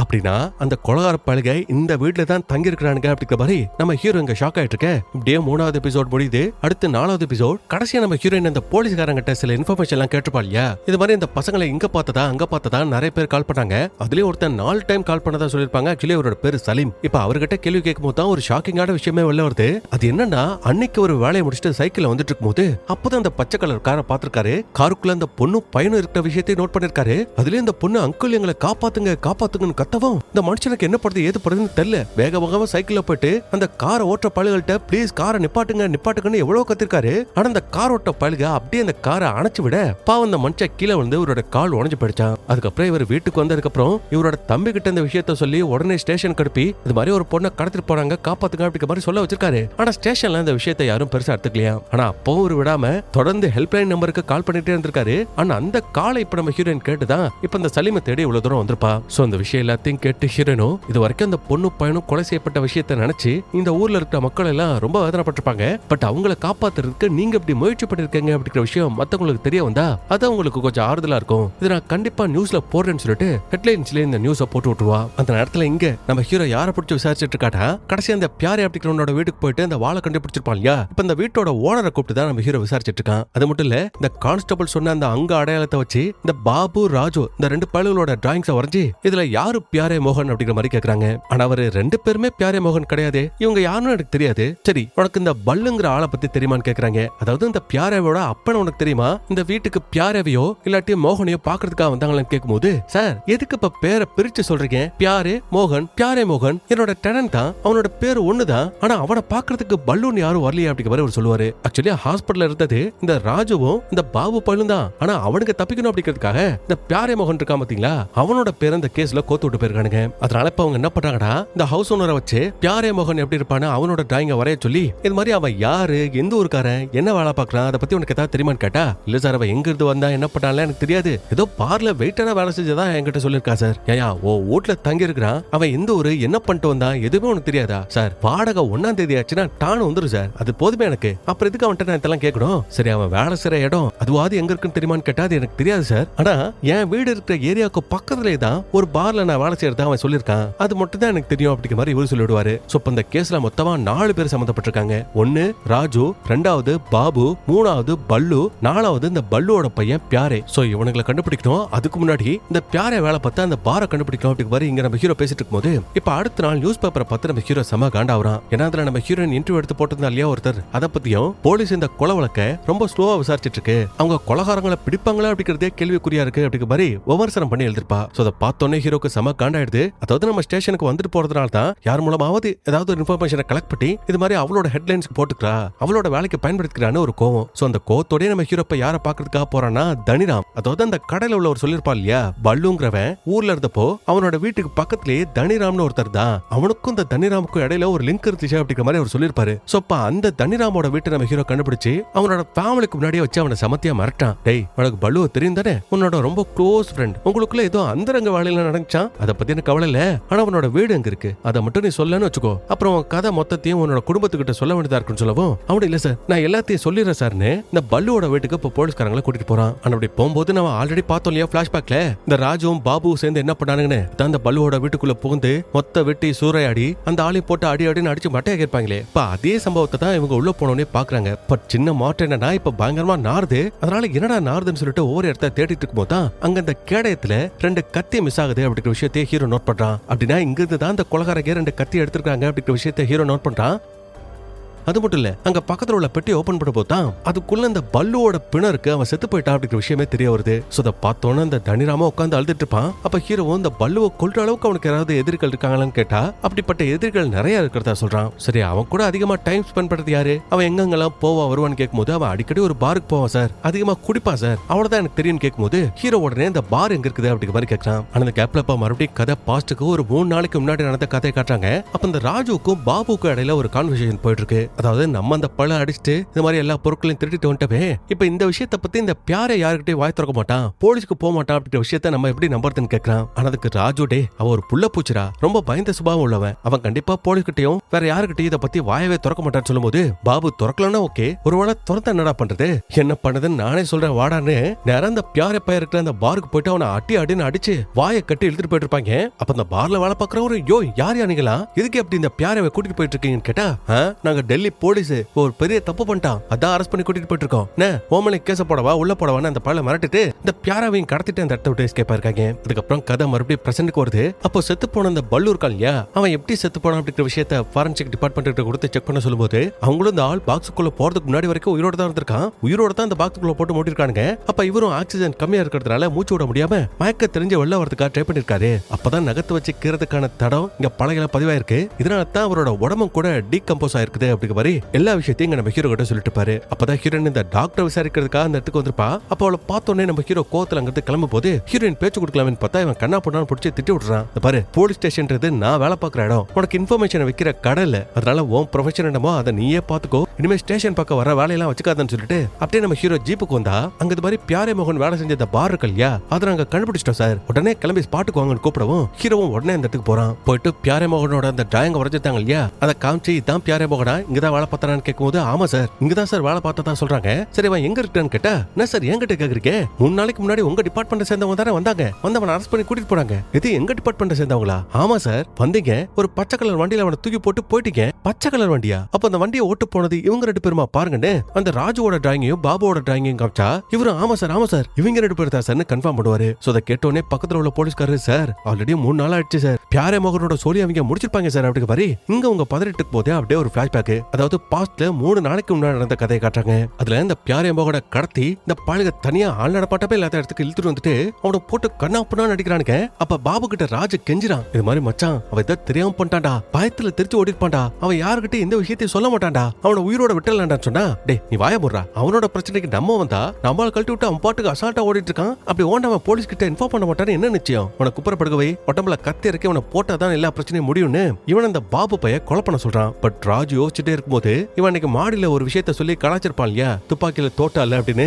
புரிஞ்சிருக்கும்னு நினைக்கிறேன். சோ அன்னைக்கு அவன் சொன்னது உண்மைதான் போல, உண்மையாவே துப்பாக்கியில தோட்டா இல்லதான் போல அப்படி மாதிரி கலாய்க்கும் போது ராஜு கோவத்துல அவனை போட்டு அடின்னு அடிச்சிட்டு இருப்பான். அது மட்டும் இல்ல அப்பதான் பக்கத்துல ஏதோ ஒரு பொண்ணு சிரிக்கிற சவுண்ட் கேட்கும். அதனால இரடா சிரிக்கிற சத்தம் எட்டி பார்க்கும்போது ஒரு பொண்ணும் பையனும் பத்தினா லவ் பண்ணிட்டு இருப்பாங்க போல, ஒன்னா பேசிட்டு இருப்பாங்க. அப்ப அந்த பக்கமா ஐஸ் வண்டி போயிட்டு இருக்க விஷயத்தை நோட் பண்ணிட்டு ஐஸ் வாங்குறதுக்கு அந்த பாய் ஃப்ரெண்ட் போன கேப்ல இந்த பாலுக பாவம் அந்த பொண்ணை கடத்திட்டு வந்துட்டு அந்த குட்டி சவருக்குள்ள கூட்டிட்டு வந்து பியாரேவோட கையிலையும் கத்தி கொடுத்து, இந்த பாரு நாங்க ஒரு கொலை பண்ணோம், அதே மாதிரி இப்ப நீ இந்த பொண்ணை குத்தி கொன்னுடு, கொலைக்கு கொலை சரியா போயிடுச்சு, அதுக்கப்புறம் எங்களை பத்தியும் உன்னால போலீஸ் கிட்ட சொல்ல முடியாது, சோ பண்ணு, இவரோட உடம்புல கத்தி இறக்கடான்னு சொன்னா அந்த பையன் திருன்னு முழிச்சிட்டே இருப்பான். அப்ப அந்த ராஜு பயலுக்கு தைரியத்தை பாருங்க, அதாவது இவன் பெரிய வெண்ணு காட்டிக்கணுமா, அதுக்காகவே அவன் பயப்படுறான், அவனுக்கா நானே கத்திய வச்சு இந்த பொண்ணை குத்திடுறேன்னு இந்த பியாரோட கையில இருந்து அந்த கத்தியை புடுக்கிறதுக்காக ட்ரை பண்ணிட்டு இருப்பான். அந்த நேரத்துல அந்த பாய் ஃப்ரெண்டும் தன்னோட கேர்ள் ஃப்ரெண்ட காணோம்னு சொல்லிட்டு தேடிட்டு இருக்கும்போது அங்க போலீஸ்காரர் ரோட்ல ரோந்து போயிட்டு இருப்பாரு. அதனால அவரையும் இந்த இடத்துக்கு கூட்டிட்டு வந்துட்டு இது மாதிரி தான் காதல் இருக்கிற இடத்த கண்டுபிடிச்சு அவளை காப்பாத்துற கேப்ல இந்த ராஜுவும் பாபுவும் பாத்தீங்கன்னா இந்த இடத்த விட்டு தெரிச்சு ஓடுவாங்க. பின்னாடி தான் இந்த பியாரே ஓடிட்டு இருப்பான். ஆனா ஒரு கட்டத்துல நம்ம இதுக்கு ஓடுறோம், நம்ம தான் தப்பிக்கிடுமேனு இந்த போலீஸ்காரரோட கால்ல விழுந்துருவான். விழுந்து ஐயா சாமி என்னை தூக்கி ஜெயில போடுங்க, என்னை வெளியில விட்டு அந்த பழிக என்ன கொன்னுருவாங்கன்னு பாவம் குழந்தை மாதிரி அழுதுட்டு இருக்கான். அந்த கேப்ல இந்த கொலகார பழிக 2 பேருமே அந்த இடத்த விட்டு எஸ்கேப் ஆயிருப்பாங்க. அதுக்கப்புறம் பிரசன்ட்ல இப்ப அந்த பியாரே ஒரு போலீஸ் ஸ்டேஷன்ல கஸ்டடியில தான் இருக்கா அப்படிங்கிற விஷயம் நம்ம ஹீரோக்கு தெரிய வரவும் உடனே அவனை பாக்குறதுக்காக போறான். போயிட்டு இந்த 2 பழங்களோட போட்டோ காமிச்ச உடனே ஐயோ இவங்களா என்னை வெளியில விட்டாதீங்க, இவங்க என்ன கொன்றுவாங்கன்னு பதறான். அப்ப ஹீரோ சரி இந்த பழங்களோட பேர் என்ன, இவனோட பேர் என்னன்னு கேட்கும்போது பாபு, இவனோட பேரு ராஜு, 2 பேருமே உங்களோட ஊருன்னு கேட்டா இல்ல இந்த ராஜு தான் என்னோட ஊரு, பாபு யாருன்னு எனக்கு தெரியாது, திடீர்னு ஒரு நாள் பாம்பேல இருந்து இங்க டெல்லிக்கு வந்தாங்க, இப்ப இவ்வளவு பெரிய வேலையை பார்த்துட்டு போயிட்டாங்க சார். சரி இந்த பல்லுவோட வீட்டுக்கு போனப்போ அவங்களோட நீயும் தானே இருந்த? ஆமா சார், சும்மா என்னோட அப்பா மிரட்டதுக்காக போனேன் சார், ஆனா அவனுங்க இப்பேற்பட்ட ஒரு வேலையை பாப்பானுங்கன்னு நான் நினைச்சு கூட பாக்கல சார். சரி அந்த பசங்க எங்க, எந்த பசங்க சார், நீங்க யார பத்தி கேக்குறீங்க? அந்த ஆர்மி மேனோட பசங்களா? ஐயோ அந்த பொண்ணையும் பையனையும் கொன்னதே அவங்க தானா? ஐயோ கடவுளே சார், இந்த கேஸுக்கு எனக்கு எந்த விதமான சம்மந்தமும் கிடையாது சார், இது அவங்க தான் சார் பண்ணாங்க, நான் எதுவும் பண்ணல சார் இந்த பையன் படுத்தே விட்டானே அப்படிங்கிற மாதிரி கதறுவான். அப்ப சரி இப்ப இந்த பழைய எங்க போயிருப்பாங்கன்னு உனக்கு ஏதாவது ஐடியா இருக்கான்னு கேட்டா தெரியல சார், ஒண்ணுங்க டெல்லியில இருக்கலாம் இல்லாட்டி பாம்பேக்கே திரும்பி போயிருக்கலாம் அப்படிங்கிற மாதிரி சொல்றான். சரி இந்த ராஜுவும் நீயும் ஒரே ஒரு சேர்ந்தவன் தானே சொன்னேன், அப்ப இந்த ராஜுவோட வீடு அவனோட அட்ரஸ் எல்லாம் உனக்கு நல்லா தெரியுமே? தெரியும் தானே கேட்டா தெரியும் சார், அவனுக்கு ஒரு தங்கச்சி இருக்கா சார், அவளோட வீட்டு அட்ரஸ் எனக்கு தெரியும் சார், இந்த ஏரியா தான் சார். இந்த ஏரியாவோட பேரை சொல்லும் போது ஹீரோ உடனே அந்த ஏரியாவுக்கு கிளம்பணும்னு முடிவு எடுக்கிறான். அந்த கேப்ல மறுபடியும் கதை பாஸ்டுக்கு போது அந்த டைம்ல இந்த பச்சை கலர் கார்ல இந்த ராஜுவும் பாபுவும் டெல்லியை விட்டு தப்பிச்சு வேற எங்கயாவது போயிடலாம்னு யோசிச்சுட்டு போயிட்டு இருக்கும்போது தான் திடீர்னு இந்த பாபு பையன் ஒரு இடத்துல வண்டியை நிப்பாட்டுவான். என்னடா ஆச்சு ஏன்டா நிப்பாட்டுறேன்னு அப்படியே பஸ் ஸ்டாண்ட பார்த்தா அங்கதான் ஸ்டார்டிங் சீன்ல பார்த்த அந்த அக்காவும் தம்பி நிப்பாங்க. சோ அப்ப அவங்கள பார்த்தோன்னே என்ன பண்ண போறான் அப்படிங்கிற விஷயம் ராஜுக்கு நல்லா தெரியும். அதனால டே வேணாண்டா, முதல்ல நம்ம கிட்ட தப்பிச்சு போகணும்னு சொன்னா அது எப்படா டெல்லியில அப்படிப்பட்ட பெரிய சம்பவத்தை பண்ணாம நம்ம தப்பிச்சு போறது, சோ சம்பவத்தை செஞ்சுட்டு தான் போறோன்னு அப்படியே இந்த பஸ் ஸ்டாண்ட் பக்கம் வண்டியை ஒதுக்க இப்படியே 4வது எபிசோட் முடியுது. அடுத்த 5வது எபிசோட் இதுல இந்த ராஜுவும் பாபுவும் அந்த அக்காவையும் தம்பியும் கொன்னுட்டு செம்மையா அடி வாங்கி அரை மயக்கத்துல அப்படியே கார் ஓட்டிட்டு வந்துட்டு இருக்கும் போதுதான் திடீர்னு கண்ட்ரோலை இழந்து அப்படியே இந்த கார் கீழே பள்ளத்தாக்குல விழுந்திருக்கும், ஆக்சிடென்ட் ஆயிருக்கும். ஆனா அந்த டைம்ல கூட இந்த ராஜு பைய கான்சியஸா தான் இருந்திருப்பான். அவன் தான் பாபுவை காப்பாத்தி ஹாஸ்பிட்டலையும் சேர்த்திருப்பான். அப்ப அந்த இடத்துக்கு டாக்டர் வந்துட்டு என்னப்பா எப்படி இந்த காயம்லாம் ஏற்பட்டுச்சுன்னு கேட்டா பாபு ஒரு காரை அடிச்சு போயிட்டதா சொல்றான். ஆனா டாக்டர் இல்லையப்பா உன்னோட ஃப்ரெண்ட் ஏதோ சண்டை ஆயிடுச்சுன்னு சொன்னா ஆமா சார் ஒருத்த வந்து அடிச்சுட்டு போயிட்டான், அடிச்சது மட்டும் இல்ல எங்க கூட சண்டை போட்டு எங்களை அடிச்சுட்டு போயிட்டான், அதனால தான் இந்த காயம் ஏற்பட்டதா சொல்றான். அது மட்டும் இல்ல நான் நல்லா இருக்கேன், எந்திரிச்சு நான் உடனே கிளம்புறேன்னு சொன்னா ஐயோ அப்படிலாம் போக கூடாது, எக்ஸ்ரே எடுக்க கொடுத்துருக்கோம், சோ அந்த ரிசல்ட் வந்ததுக்கு அப்புறமா நீங்க போங்கன்னு இந்த டாக்டர் கிளம்பி போயிருவாரு. அதுக்கப்புறம் பாபு ராஜுகிட்ட ஏண்டா என்ன எதுக்காக கொண்டு ஹாஸ்பிட்டல் சேர்த்த, பேசாம என்ன டைரக்டா கூட்டு போய் ஜெயில உட்கார வச்சிட வேண்டியதானே, வந்து தொலைடா ஃபர்ஸ்ட்ங்கிறது போலாடு. அப்பதான் இந்த பாலுக 2 பேரும் தப்பிச்சு போயிருப்பாங்க. அண்ட் போற வழியில அங்க உள்ள கிளாஸ் தட்டி விட போது அதே இடத்துலதான் மார்ச்சுக்கு பக்கத்துல தான் நம்ம ஹீரோ நின்றுப்பான். ஆனா இவனுக்கு தான் இந்த கொலகாரனுங்க அப்படிங்கிற விஷயம் அப்ப நம்ம ஹீரோக்கு தெரிஞ்சிருக்காரு. இவனுங்களாங்கிறது போயிருப்பாடுங்க. ஆனா அப்படி போறவனுக்கு இந்த கான்ஸ்டபிள் நிப்பாட்டி, என்ன அப்படியே போறீங்க, ஆக்சிடென்ட் கேஸ் தெரியும்ல, உனக்கு ரிப்போர்ட்டை கொடுத்துட்டு போங்க, எந்த இடத்துல ஆக்சிடென்ட் ஆச்சுன்னு கேட்டா, சார் நாங்க ஆல்ரெடி கஷ்டப்படுறவங்க சார், உடம்பெல்லாம் அடி வாங்கியிருக்கோம், இதுல போலீஸ் ஸ்டேஷனுக்கும் வீட்டுக்கு வர எங்களால அலைய முடியாது சார், ப்ளீஸ் சார் எங்களை விட்டுக்குன்னு கேட்கும்போது, சரி அட்லீஸ்ட் உங்களோட பேரையாவது சொல்லுங்கன்னு கேட்கும்போது தான் இந்த பையலுக்கு பேரை மாத்தி சொல்லிருப்பானுங்க. அட்ரஸையும் அந்த பியாரே மகனோட அட்ரஸ சொல்லிருப்பானுங்க. அதுக்கப்புறம் இந்த பாபு பாய் ஐடியா பட்டி இவனை மட்டும் இந்த ராஜு மட்டும் பஸ்ல ஏத்தி, மச்சான் நீங்க இருக்காத, உன் ஊருக்கு போ, உன் தங்கச்சியோட ஊருக்கு போ, அங்கேயே விவசாயம் பண்ணி கொஞ்ச நாளைக்கு இரு, நாங்க பிளான் பண்ணிட்டு எல்லாத்தையும் செட் பண்ணிட்டு உனக்கு கால் பண்ணி கூப்பிடுறேன், அப்ப நீ வந்தா போதும், சோ அது வரைக்கும் தயவு செய்து இந்த ஊரை விட்டு மட்டும் வந்துடாத, இந்த செலவுக்கு இதை வச்சுக்கோன்னு கொலை செஞ்ச அந்த பொண்ணோட அந்த கம்மல் இருக்கு பாத்தீங்களா, அதை உன்னோட கையில கொடுக்குறான். அப்ப ஐயோ இது அந்த பொண்ணோட கம்மல் தானே, இது எனக்கு வேண்டாங்கிறான். இல்லடா வச்சுக்கோ, இது உனக்கு தேவைப்படும், ஏதாவது பிரச்சனைனா இந்த நம்பருக்கு எனக்கு கால் பண்ணேன்னு சொல்லிட்டு நம்பரையும் கொடுத்துட்டு இந்த ராஜு பாபு தான் பஸ் ஏத்தி அனுப்பிச்சு விட்டுருக்கான். அவன் போறதுக்கு முன்னாடியும், டே நான் போறேன் சரி, நீ எங்க போற, யார பாக்குறதுக்காக போறேன்னு கேட்கும்போது, நான் என்னோட ஃப்ரெண்டு ஜிம்மிய பாக்குறதுக்காக போறேன்னு இந்த பையன் சொல்றான். அதுக்கப்புறம் அப்படியே கட் பண்ணிட்டு இப்ப மறுபடியும் பாஸ்ட்ல 3 நாளைக்கு முன்னாடி அந்த கதை காட்டுறாங்க. அப்பதான் இந்த ராஜு அவனோட சொந்த ஊருக்கு போயிட்டு அவனோட தங்கச்சியோட வீட்டுல தான் தங்கி இருந்திருப்பான். ஏன்டா அப்படி உடம்புலாம் அடிபட்டுருக்குன்னு கேட்டா, இது மாதிரி நான் டெல்லியில ஒரு பெரிய கம்பெனில சினிமால வேலை பார்த்துட்டு இருக்கேன், சோ அப்படி வேலை பார்க்கும் போது தான் இப்படி எல்லாம் எனக்கு அடிபட்டுச்சு அப்படி மாதிரி போய் போட்டு இருக்கான். அப்ப கரெக்டா இந்த இடத்துக்கு தங்கச்சியோட புருஷன் வரான். வந்த மனுஷன், என்னடா திடீர்னு இந்த பக்கம், உனக்கு சொந்த பந்தம்லாம் ஞாபகம் இருக்குதா? இல்ல மாமா, ஒரு 4 நாள் லீவ் கிடைச்சது, அதான் உங்க எல்லாத்தையும் பாத்துட்டு போலான்னு வந்தேன். சரி நல்லா சாப்பிடு, இதனால நாளைக்கு பேசிக்கலாம்னு சொல்லிட்டு இந்த மனுஷன் உள்ள போறதுக்கு அப்புறம் நைட்டு பாவம் இந்த ராஜுவோட தங்கச்சியும் பொண்ணையும் போட்டு அடி நடிக்கிறான். இந்த புருஷங்கார ஒரு லூசுத்தனமான சைக்கோவா இருப்பான் போல. அதுக்கப்புறம் அப்படியே கட் பண்ணிட்டு மறுபடியும் பிரசன்ட் கொத்தா நம்ம ஹீரோவோட டீமும் இப்ப ராஜுவோட தங்கச்சியோட வீட்டுக்கு வந்துருவாங்க. வந்து முதல்ல இந்த மாமகாரனை புடிச்சு, யோ இங்க அவனோட மாப்பிள்ள ராஜு, அவனை எங்க ஒளி வச்சிருக்கன்னு கேட்டா, சார் அவன் நேத்து நைட்டை ஊரை விட்டு காலி பண்ணி ஓடி போயிட்டா சார், நான் உங்கள்கிட்ட கதை உரையான்னு சொல்லிட்டு இந்த மாமங்காரனோட பொண்டாட்டி கிட்டையும் பொண்ணு கிட்டி விசாரிச்சா அவங்களும் அதே தான் சொல்றாங்க. அப்ப அவங்களோட மூஞ்சு முகரெல்லாம் அடிபட்டு இருக்கும், இவன் தான் அடிச்சிருப்பான், அதனால எப்படி இந்த அடியெல்லாம் படிச்சுன்னு கேட்டா, அவங்க நாங்க கீழே விழுந்துட்டோம், இல்லாட்டி எங்க மாமா ராஜுவை பிடிக்கிறதுக்காக போனப்போ அவரு என்ன அடிச்சிட்டாரு அப்படிங்கிற மாதிரி அந்த பொண்ணும் அம்மாவும் போய் தான் சொல்றாங்களே தவிர தான் புருஷனை மாட்டி விட மாட்டேங்கிறாங்க. அதுக்கப்புறம் ஹீரோவும் அந்த பாபு பயலோட போட்டோ காமிச்சு, இந்த பயல உங்களுக்கு தெரியுமான்னு கேட்டா அவங்க தெரியாதுங்கிறாங்க. அதனால ஹீரோ இந்த ராஜுவோட போட்டோ மட்டும் கையில வாங்கிட்டு அங்கிருந்து கிளம்புவேன் பார்க்கும்போது தான் தங்கச்சிக்கு அறியது மாதிரி ராஜு என்ன பண்ணான், அவனை தேடி எதுக்காக அவ்வளவு தூரம் வந்தீங்கன்னு கேட்டா, கொலை பண்ணிட்டான், அந்த கொலைக்காக அவனை அரெஸ்ட் பண்றதுக்காக தேடிட்டு இருக்கோன்னு சொல்லிட்டு இவங்க இந்த இடத்த விட்டு கிளம்பிடுறாங்க. அப்ப அந்த மாமாங்கார பாருங்களேன், சார் அந்த ராஜு பைய போறப்ப என்னோட வண்டியை ஆட்டையை போட்டு போயிட்டேன் சார், அந்த வண்டியை மட்டும் எப்படியாவது கண்டுபிடிச்சு கொடுங்க சார்னு கேட்டா,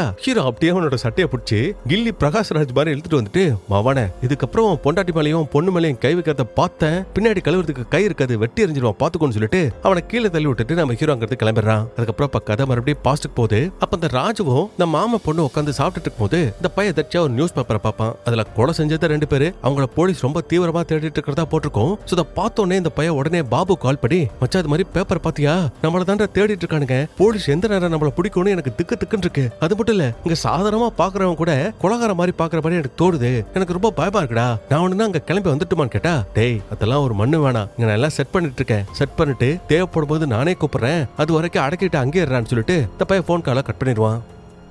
அதுக்கப்புறம் நைட் ஆகும், இந்த பையன் தனியா உட்காந்துட்டு இருப்பான். அப்ப இந்த மாமா பொண்ணு இருக்கா இல்லையா, அவளுக்கு பெரிய நடிகை ஆகணும்னு ஒரு ஆசை, நிறைய போட்டோ ஷூட் பண்ணி போட்டோஸ் எல்லாம் கூட எடுத்து வச்சிருப்பா, அதாவது ஸ்டூடியோ போயிட்டு போட்டோ எடுத்திருப்பா. அதனால மாமா கிட்ட இது மாதிரி வந்துட்டு, மாமா நீங்க டவுன்ல சினிமால தானே வேலை பாக்குறீங்க, அதுல எனக்கு ஒரு சான்ஸ் வாங்கி கொடுங்களேன், நானும் பெரிய நடிகை ஆகல, நல்லா நடிப்பல அப்படிங்கிற மாதிரி சினிமா சான்ஸ் கேட்கறா. ஆனா அப்ப அந்த பயலுக்கு டக்குன்னு அந்த பொண்ணு மேல ஒரு காம உணர்வு வருது. அதனால சரி நான் உனக்கு சான்ஸ் வாங்கி கொடுக்குறேன், அதுக்காக நீ என்ன வேணாலும் செய்வியான்னு இந்த பொண்ணு கூட தப்பா நடந்துக்கிறான். அது மட்டும் இல்ல இவங்க கொலை செஞ்ச அந்த பொண்ணோட தோடு இருக்கு இல்லையா, அந்த தோடு இவளோட காதுல வச்சு இதையும் போட்டுக்கோ அப்படி மாதிரி சொல்லுவான். சோ அப்படி சொல்லிட்டு இவ கூட தப்பா நடந்துட்டு இருக்கும்போது டக்குன்னு செத்து போன அந்த பொண்ணோட உருவம் பத்தினா இந்த பொண்ணுக்கு பதிலா வரும். சோ பார்த்த பையன் ஷாக் ஆயிட்டு இவளை போட்டு கண்ணா அப்படின்னு அடிச்சு பேர் தெரிஞ்சிருவான். இது மாதிரி ஓ மூஞ்சுக்கு பெரிய நடிகை ஆகணுமா, பெரிய இவளா நீனு, அவளை போட்டு அந்த அடி அடிச்சுட்டு ராத்திரியோட ராத்திரியா இவன் மாமா கண்ணோட வண்டியை ஆட்டிய போட்டு அந்த இடத்த விட்டு எஸ்கேப்பா இருக்கான். அதுக்கப்புறம் பிரசன்ட்ல இந்த ராஜு பையல எப்படியாவது புடிச்சணும் நம்ம ஹீரோ யோசிச்சுட்டு இருக்கும் போது திடீர்னு உனக்கு ஒரு க்ளூ கிடைக்குது. அதாவது மாமா கிட்ட இருந்து ஆட்டைய போட்டான் இல்லையா ஒரு வண்டி, அந்த வண்டி இப்போ ஒரு தாபால நிக்குது, அவன் அங்க இருக்கிறதுக்கு சான்ஸ் இருக்கு, உடனே வாங்கன்னு கூப்பிடும் போது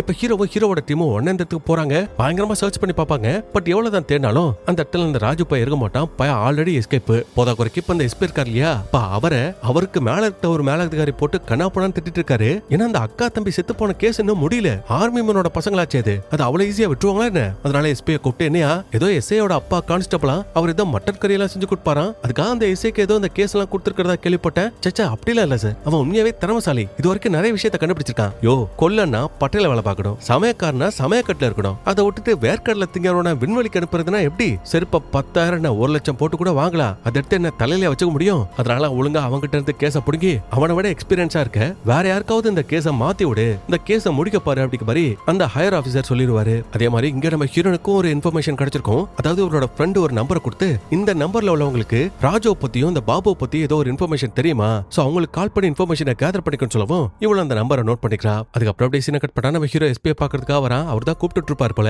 அப்ப வெளியில வெயிட் பண்ணிட்டு இருக்கும்போது இவனோட கேஸ இந்த சூஹான் அப்படிங்கிற இன்ஸ்பெக்டர் தான் கொடுக்க வேண்டியதா இருக்கும். அந்த மனுஷனை ஹீரோ பாப்பான். அண்ட் பார்த்தோன்னே சல்யூட் வச்சு இது மாதிரி இந்த கேஸ பத்தி பேசும்போது தான், இந்த பார்ப்பா, இந்த கேஸ்ல நீ எவ்வளவு விஷயங்களை கண்டுபிடிச்சிருக்க அப்படிங்கிற விஷயம் எனக்கு நல்லா தெரியும், அதை நான் கெடுக்க விரும்பல, அதனால இந்த கேஸ் என்கிட்டே வந்தாலும் எனக்கு அசிஸ்டன்டா நான் கண்டிப்பா ஒன்னதான் போடுவேன், நீ தான் இந்த கேஸ மறைமுகமா விசாரிக்க போற, சோ எதை பத்தியும் கவலைப்படாத அப்படிங்கிற மாதிரி மனசை தீர்த்துவாரு. அது மட்டும் இல்ல, உன் அப்பாவோட அந்த மட்டன் கறியோட டேஸ்ட் இப்போ வரைக்கும் வாயில இருக்குன்னு சொல்லுவாரு. என்ன சொல்ல வராங்கன்னா, ஏதோ ஒரு விதத்துல அப்பா நம்ம ஹீரோக்கு ஹெல்ப் பண்றாரு, அவரால முடிஞ்சதை அவர் செய்யறாரு அப்படிங்கிற மாதிரி இந்த சீன்ல காமிச்சிருப்பாங்க. அதுக்கப்புறம் ஹீரோ வீட்டுக்கு வந்துட்டு ஒரு மாதிரி டல்லா உட்காந்துட்டு இருக்கும்போது, அதாவது இந்த கேஸ பத்தி யோசிச்சுட்டு இருக்கும்போது நம்ம ஹீரோயின் பேசுறதுக்காக வருவா. இது மாதிரி அன்னைக்கு நான் பண்ணது தப்பு தான், என்ன மன்னிச்சுக்கோ அப்படிங்கிற மாதிரி கேட்கறதுக்காக தான் வந்திருப்பா. ஆனா ஹீரோ அதை புரிஞ்சுக்காம, இது மாதிரி உன் நியூஸ் பேப்பருக்கு ஒரு ஹெட்லைன் வேணும்னா நீ என்ன வேணாலும் போடுவே, யாருக்கிட்ட வேணாலும் மண்டைய கழுவி இன்ஃபர்மேஷனை வாங்குவேன்னு அவளை வாங்குன்னு வாங்குவான். அதுக்கப்புறமா தான் அவளும், இந்த மாதிரி நான் உங்ககிட்ட சாரி கேட்கறதுக்காக தான் வந்தேன், அதுலயும் முக்கியமா நீ தேடிட்டு இருக்கிற அந்த ராஜுவும் பாபுவும் இதுக்கு முன்னாடி பாம்பேல ஒரு சின்ன பையனை கழுத்தெடுத்து கொண்டிருக்காடுங்க, அதை இன்ஃபர்மேஷனா உங்ககிட்ட கொடுக்கறதுக்காக தான் வந்தேன், அதுக்கு முன்னாடி நீ அவசரப்பட்டு ரொம்ப பேசிட்டேன்னு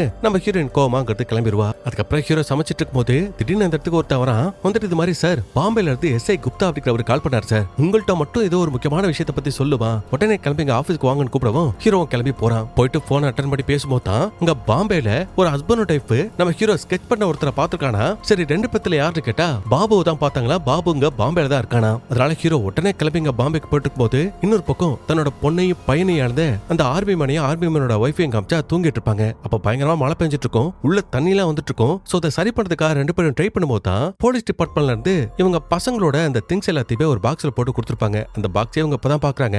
அதை பார்த்ததுக்கு அப்புறமா தான் தன்னோட பசங்க உண்மையாவே இறந்துட்டாங்க, அவங்க திரும்ப வரமாட்டாங்க அப்படிங்கிற விஷயத்த உணர்ந்து அப்படியே வாய் விட்டு கதறி கதறி அலற மாதிரி காமிச்சு இந்த 5வது எபிசோடையும் முடிக்கிறாங்க. அடுத்த 6வது எபிசோட். இதுல கதை அப்படியே பாம்பேல ஒரு 12 வருஷத்துக்கு முன்னாடி போகுது. அப்ப அதுல குட்டி பையனா இருக்கிற அந்த பாபு ஸ்கூல்ல படிச்சுட்டு இருக்கும்போது டீச்சர் சப்புன்னு அப்பி, இதுக்கப்புறம் இந்த மாதிரி ஒரு பையனை நான் ஸ்கூல்ல வச்சுக்க மாட்டேன், உடனே டிசி வாங்கிட்டு கிளம்பி இருக்கேன்னு திட்டுவாங்க. அப்ப பாபுவோட அம்மாவும், சார் ப்ளீஸ் சார், தெரியாம பண்ணிட்டா சார். என்ன தெரியாம போட்டான்? ஒருத்தன் வாட்டர் டேங்க்ல இருந்து கீழே தள்ளி விட்டுருக்கான், ஒருத்தன் மண்டையை உடைச்சிருக்கான், இன்னொருத்தனோட வாயில கூழாங்கல போட்டு அடைச்சிருக்கான். இதெல்லாம் சாதாரணமா தெரியுதா உங்களுக்கு? இத பாருங்க, உங்க மூஞ்சிக்காக பாக்குறேன், இது லாஸ்ட் செம், இதை முடிச்சுட்டு உங்க பையனை கூட்டிட்டு போயிட்டே இருக்கேன், இதுக்கப்புறம் இந்த பக்கமே வந்துடாதுன்னு சொல்லிட்டு அம்மாவே இந்த பையனை கண்ணப்படான்னு திட்டி விட்டுருவாரு. அப்ப இவனும் அம்மாவை சமாதானப்படுத்துற மாதிரி, அம்மா அவர் சொல்றதெல்லாம் நம்பாதீங்கம்மா, நான் பண்ண சின்ன சின்ன தப்பெல்லாம் அவர் பெருசா பேசிட்டு இருக்காருமா, நான் அப்படிலாம் எதுவும் பண்ணலமா, ப்ளீஸ்மா, உங்களுக்கு தேன்னா ரொம்ப பிடிக்கும்ல, அதான் உங்களுக்காக நான் அதை கஷ்டப்பட்டு எடுத்துட்டு வந்தேன், இந்தாங்க பிடிங்கன்னு சொல்லிட்டு அதை கையில கொடுக்கும்போது இவங்களும் அதை கையில வாங்குவாங்க.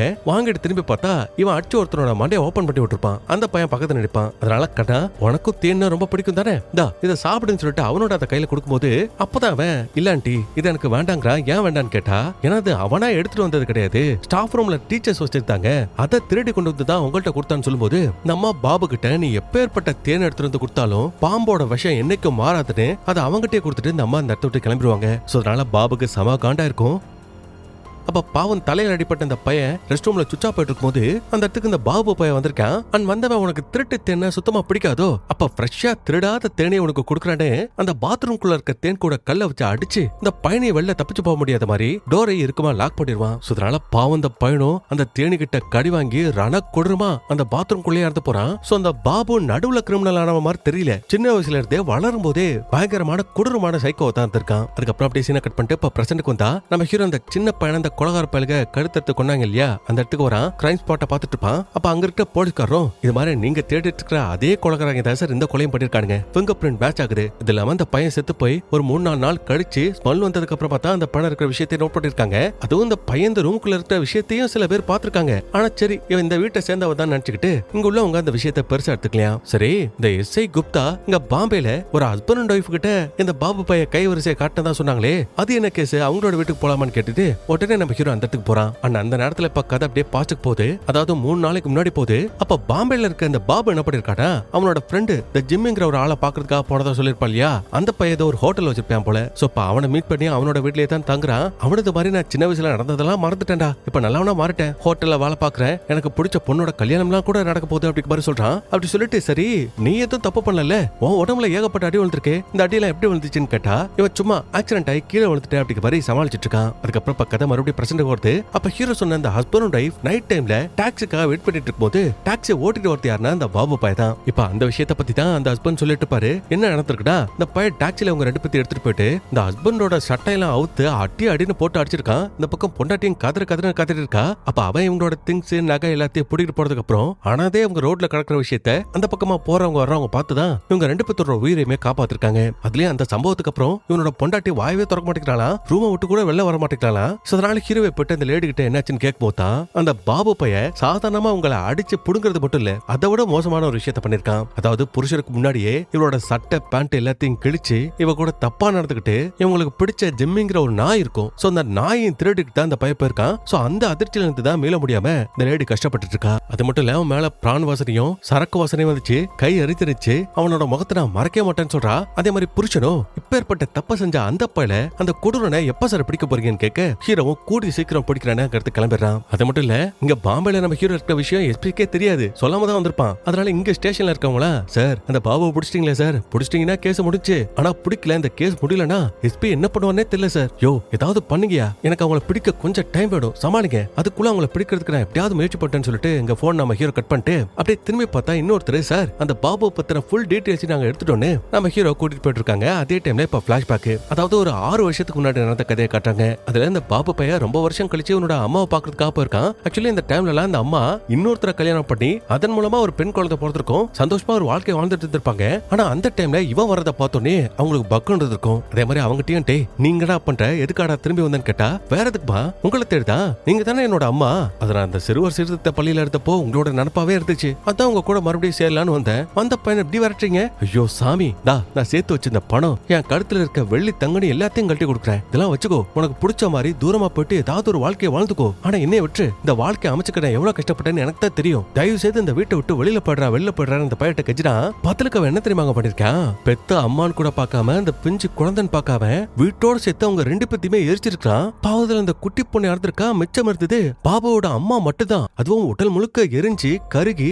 ஒரு நடப்பன மாதிரி தான் ஹாஸ்பிட்டல்ல வாழ்ந்துட்டு இருப்பாங்க. இப்ப அவங்கள்ட்ட இந்த பாபாவோட போட்டோ காமிச்சு இவன் தான் உங்களோட பையனா, உங்க பையன் 4 கொலை செய்திருக்கான்னு சொல்லும்போது சாத்தான் சார் சாத்தாவன், இவன் என் குழந்தைய கொன்னுட்டான், வீட்டை எரிச்சிட்டான், என் வாழ்க்கையை அழிச்சிட்டான், அதுக்கப்புறம் அவனை பத்தி நான் ஸ்டேஷன்ல கூட கம்ப்ளைண்ட் கொடுத்தேன், ஆனா அவனை இப்போ வரைக்கும் யாராலையுமே கண்டுபிடிக்க முடியல அப்படி வரை இவங்க சொல்லி வருத்தப்படுவாங்க. அது மட்டும் இல்ல அவனோட உண்மையான பேரு பாபு கிடையாதான், குமாரா, ஆனா இப்ப நான் குமார்னு மாத்தி சொன்னா அது கன்ஃபியூஷனா இருக்கும். சோ கடைசி வரைக்கும் பாபுனே சொல்லிக்கிறேன். இப்ப இந்த விஷயம் எல்லாத்தையுமே நம்ம ஹீரோ கேட்டு பிடிச்சதுக்கு அப்புறம் அக்கா உங்களை பார்க்க வந்தால அந்த பாபு அப்படி பார்க்க வரதுக்கு முன்னாடி அவன் எங்க இருந்தான்னு கேட்கும் போதான் இவங்க அவன் சிறுவர் சீர்திருத்த பள்ளியில இருந்தா அப்படிங்கிற விஷயத்த சொல்லுவாங்க. அதனால ஹீரோ உடனே அந்த இடத்துக்கு போறான், போயிட்டு இந்த பாபுவை பத்தின இன்ஃபர்மேஷனை கேட்கறான். அப்ப அவங்களும் அந்த நாயா அவன் ரொம்ப கொடூரமானவ சார், 8 வயசுலயே ஒரு பையன் மேல தேன் கூட போட்டு அவனை கொடூரமா கொன்னு அதுக்கப்புறமா சீர்திருத்த பள்ளிக்கு வந்தான், இங்க 6 வருஷம் இருந்தான். அவனை சும்மா பார்த்தாலே எல்லா ஸ்டூடெண்ட்ஸும் அலறுவாங்க, வயசாயிடுச்சு, தண்டனை காலமும் முடிஞ்சிருச்சு, அதனால தான் நாங்க அவனை வெளியில அனுப்பிச்சிட்டோம் அப்படிங்கிற மாதிரி சொல்றாங்க. சரி அவனுக்கு இங்க யாராவது பழக்கம் இருக்கிறாங்களா, கூட யாரு கூடயாவது பழக்கவாடான்னு கேட்கும் போது இருந்தா சார் ஒருத்தன், அவனோட பேரு ஜிம்மி, அவங்க 2 பேரும் ஒரே ரூம்மேட் தான், தோ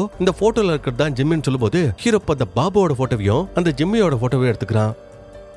அதுக்கப்புறம் இந்த பாபு பையன் ஒரு பொண்ணு லவ் பண்ணலாம் இல்லையா, நர்ஸ் பொண்ணு, அவளோட பேரு கூட மீனான்னு நினைக்கிறேன். இப்ப அவளோட ஃப்ரெண்ட் ஒருத்தி நியூஸ் பேப்பர்ல இந்த பாபுவோட போட்டோவையும் இந்த பாபுவோட டிராயிங் வந்திருக்கிற விஷயத்த இந்த பொண்ணு கிட்ட காமிச்சு, இது பாபு மாதிரியே இல்ல, ஆமா அவன மாதிரிதான் இருக்கு, ஆனா அவனா இருப்பான்னு எனக்கு தோணல, இல்லடி சத்தியமா இவன் தான், உனக்கு தெரியும்ல, அப்ப தெரியும்னா அந்த விஷயத்த பத்தி போலீஸ் கிட்ட உடனே இன்ஃபார்ம் பண்ணேன், அந்த பொண்ணோட கொலை கேஸ்ல ஏதாவது ஒரு நியாயம் கிடைக்கும், இவனை போலீஸ் பிடிப்பாங்கன்னு இந்த பொண்ணு போலீஸ்க்கெல்லாம் கால் பண்ணி கொடுக்குறா. ஆனா அவ பேசுறதுக்கு முன்னாடி டக்குனு போன் கால கட் பண்ணிட்டு, இல்ல இது நான் லவ் பண்ற பாபு கிடையாது, நீ தேவையில்லாம என்ன போட்டு கொலை அவளை திட்டிட்டு இந்த பொண்ணு அடுத்து கிளம்பிடுவா. ஆனா இவன் இந்த கேஸ் அவளை சால்ட்டா விடுற மாதிரி தெரியலங்க, போலீஸ்க்கு கால் பண்ணி இன்ஃபார்ம் பண்ணிடலாம் அப்படிங்கிற ஐடியால இருந்திருப்பா போல. அதனால போனை போட்டு சொன்ன அடுத்த நிமிஷமே நம்ம ஹீரோ அந்த இடத்துக்கு வந்துடுறான். வந்ததுக்கு அப்புறம் சொல்லுவா ஏன் எதுக்கு கால் பண்ணுன்னு கேட்டா, அது மாதிரி மீனான ஒரு பொண்ணு சார் இங்கதான் வேலை பாக்குறா, அவளதான் அந்த பாபு பையன் லவ் பண்ணிட்டு தான் அப்பப்பா ஹாஸ்பிட்டலுக்கும் வந்துட்டு போயிட்டு இருப்பான் அப்படிங்கிற விஷயத்த சொல்லும்போது ஹீரோ உடனே இந்த பொண்ணை மீட் பண்ணி நான் பேசணும்னு கேட்கறான். அதனால அவளோட ரூமுக்கு நம்ம ஹீரோ அந்த லேடி கூட்டிட்டு வந்துட்டு இருக்கும் போது இங்க திடீர்னு இந்த மீனாவுக்கு ஆப்போசிட்ல இந்த பாபு பையன் வரான். அப்ப அவனை பார்த்தோன்னே உனக்கு பக்குன்னு ஆயிடுது, ஏன்னா அவனோட டிராயிங் போட்ட அந்த நியூஸ் பேப்பர் பத்தின பாத்தீங்கன்னா அங்க பெட்ல தான் இருக்கும். சோ அவன் பாத்துருவானோட இவளுக்குள்ள ஒரு பயம் வேற. இதுல அந்த காமவெறி புடிச்சவன் வேற இந்த பொண்ணை மடியில உட்கார வச்சுட்டு அவளை கொஞ்சிட்டு இருக்கும்போது இவன் நைஸா அந்த பேப்பர் எடுத்து பின்னாடி வச்சுக்கிறா. அதே மாதிரி இவனும் கிளம்பு நம்ம உடனே போலான்னு கூப்பிட்டா, எங்கடா அதான் நீ நானும் கல்யாணம் பண்ணிக்கலாம். ஐயோ அது என் அம்மா அப்பா கிட்ட நான் கேட்கணும், பெர்மிஷன் வாங்கணும். அப்படி பெர்மிஷன் வாங்கி நல்லபடியா கல்யாணம் பண்ணலாமே அப்படின்னு இந்த பொண்ணு பேச்சு கொடுத்துட்டே இருப்பா. ஆனா நடுவுல அந்த பையன் பார்த்துட்டா இந்த நியூஸ் பேப்பரை நோட் பண்ணிடுவான். அதனால நீயும் மாடி இந்த நியூஸ் பேப்பர்ல இருக்கிறது நான் கிடையாது, எல்லாரும் என்ன ஃப்ரேம் பண்றாங்க, இதுல மாட்டி விட பாக்குறாங்க, என்ன நம்புறியான்னு கேட்கும்போது இவ அது நான் நம்புறேன், ஆனா இப்ப எனக்கு ஒரு எமர்ஜென்சி ஷிஃப்ட் இருக்கு, சோ நான் போன் என்ன விடுன்னு சொல்லிட்டு இந்த பொண்ணு எஸ்கேப் பண்ணலாம் ட்ரை பண்ண அந்த பையன் விட மாட்டேங்கிறான். அதனால கொதிக்கிற சுடுதண்ணி எடுத்து இந்த பையனோட மூஞ்சிலே ஊத்தி விட்டுறா. அதனால கோவத்துல அவன் அந்த பொண்ணை போட்டு அடின்னு அடிச்சு பயங்கரமா காயப்படுத்தி அந்த பொண்ணை கொன்னுட்டு இவன் அந்த இடத்த விட்டு எஸ்கேப் ஆறான். கரெக்டா அந்த டைமுக்கு தான் நம்ம ஹீரோவும் அவனோட டீமும் அந்த இடத்துக்கு வருவாங்க. ஆனா வந்து நம்ம ஹீரோ இந்த பையல பிடிக்கிறதுக்கு முன்னாடியே பையன் எஸ்கேப் ஆகி ஓடி போயிருவான். அதனால கையில கிடைச்சவன மிஸ் பண்ணிட்டோமேனு ஹீரோ ரொம்ப வெக்ஸ் ஆகும் போது தான் அங்க ஒரு கோட் கிடைக்குது. அதாவது இந்த ஜிம்முக்கு கல்யாணம்னு சொல்லிருப்பான் இல்லையா, அப்ப அந்த பையன் அப்ப போட்டிருந்த கோட்டை தான் இப்போ இந்த பாபு பைய போட்டுட்டு இந்த பொண்ணை பாக்குறதுக்காக வந்திருப்பான். சோ அந்த டெய்லரோட அட்ரஸை வச்சு நம்ம ஜிம்மியோட வீட்டை நம்ம ஹீரோ கண்டுபிடிச்சிருவான். அதுவும் அந்த டைம்ல அந்த பையலுக்கு பாவம் ஃபர்ஸ்ட் நைட் போயிட்டு இருக்கும். சோ அந்த ஃபர்ஸ்ட் நைட்லயே பாதிலேயே அவனை வெளியில எடுத்துட்டு வந்துட்டு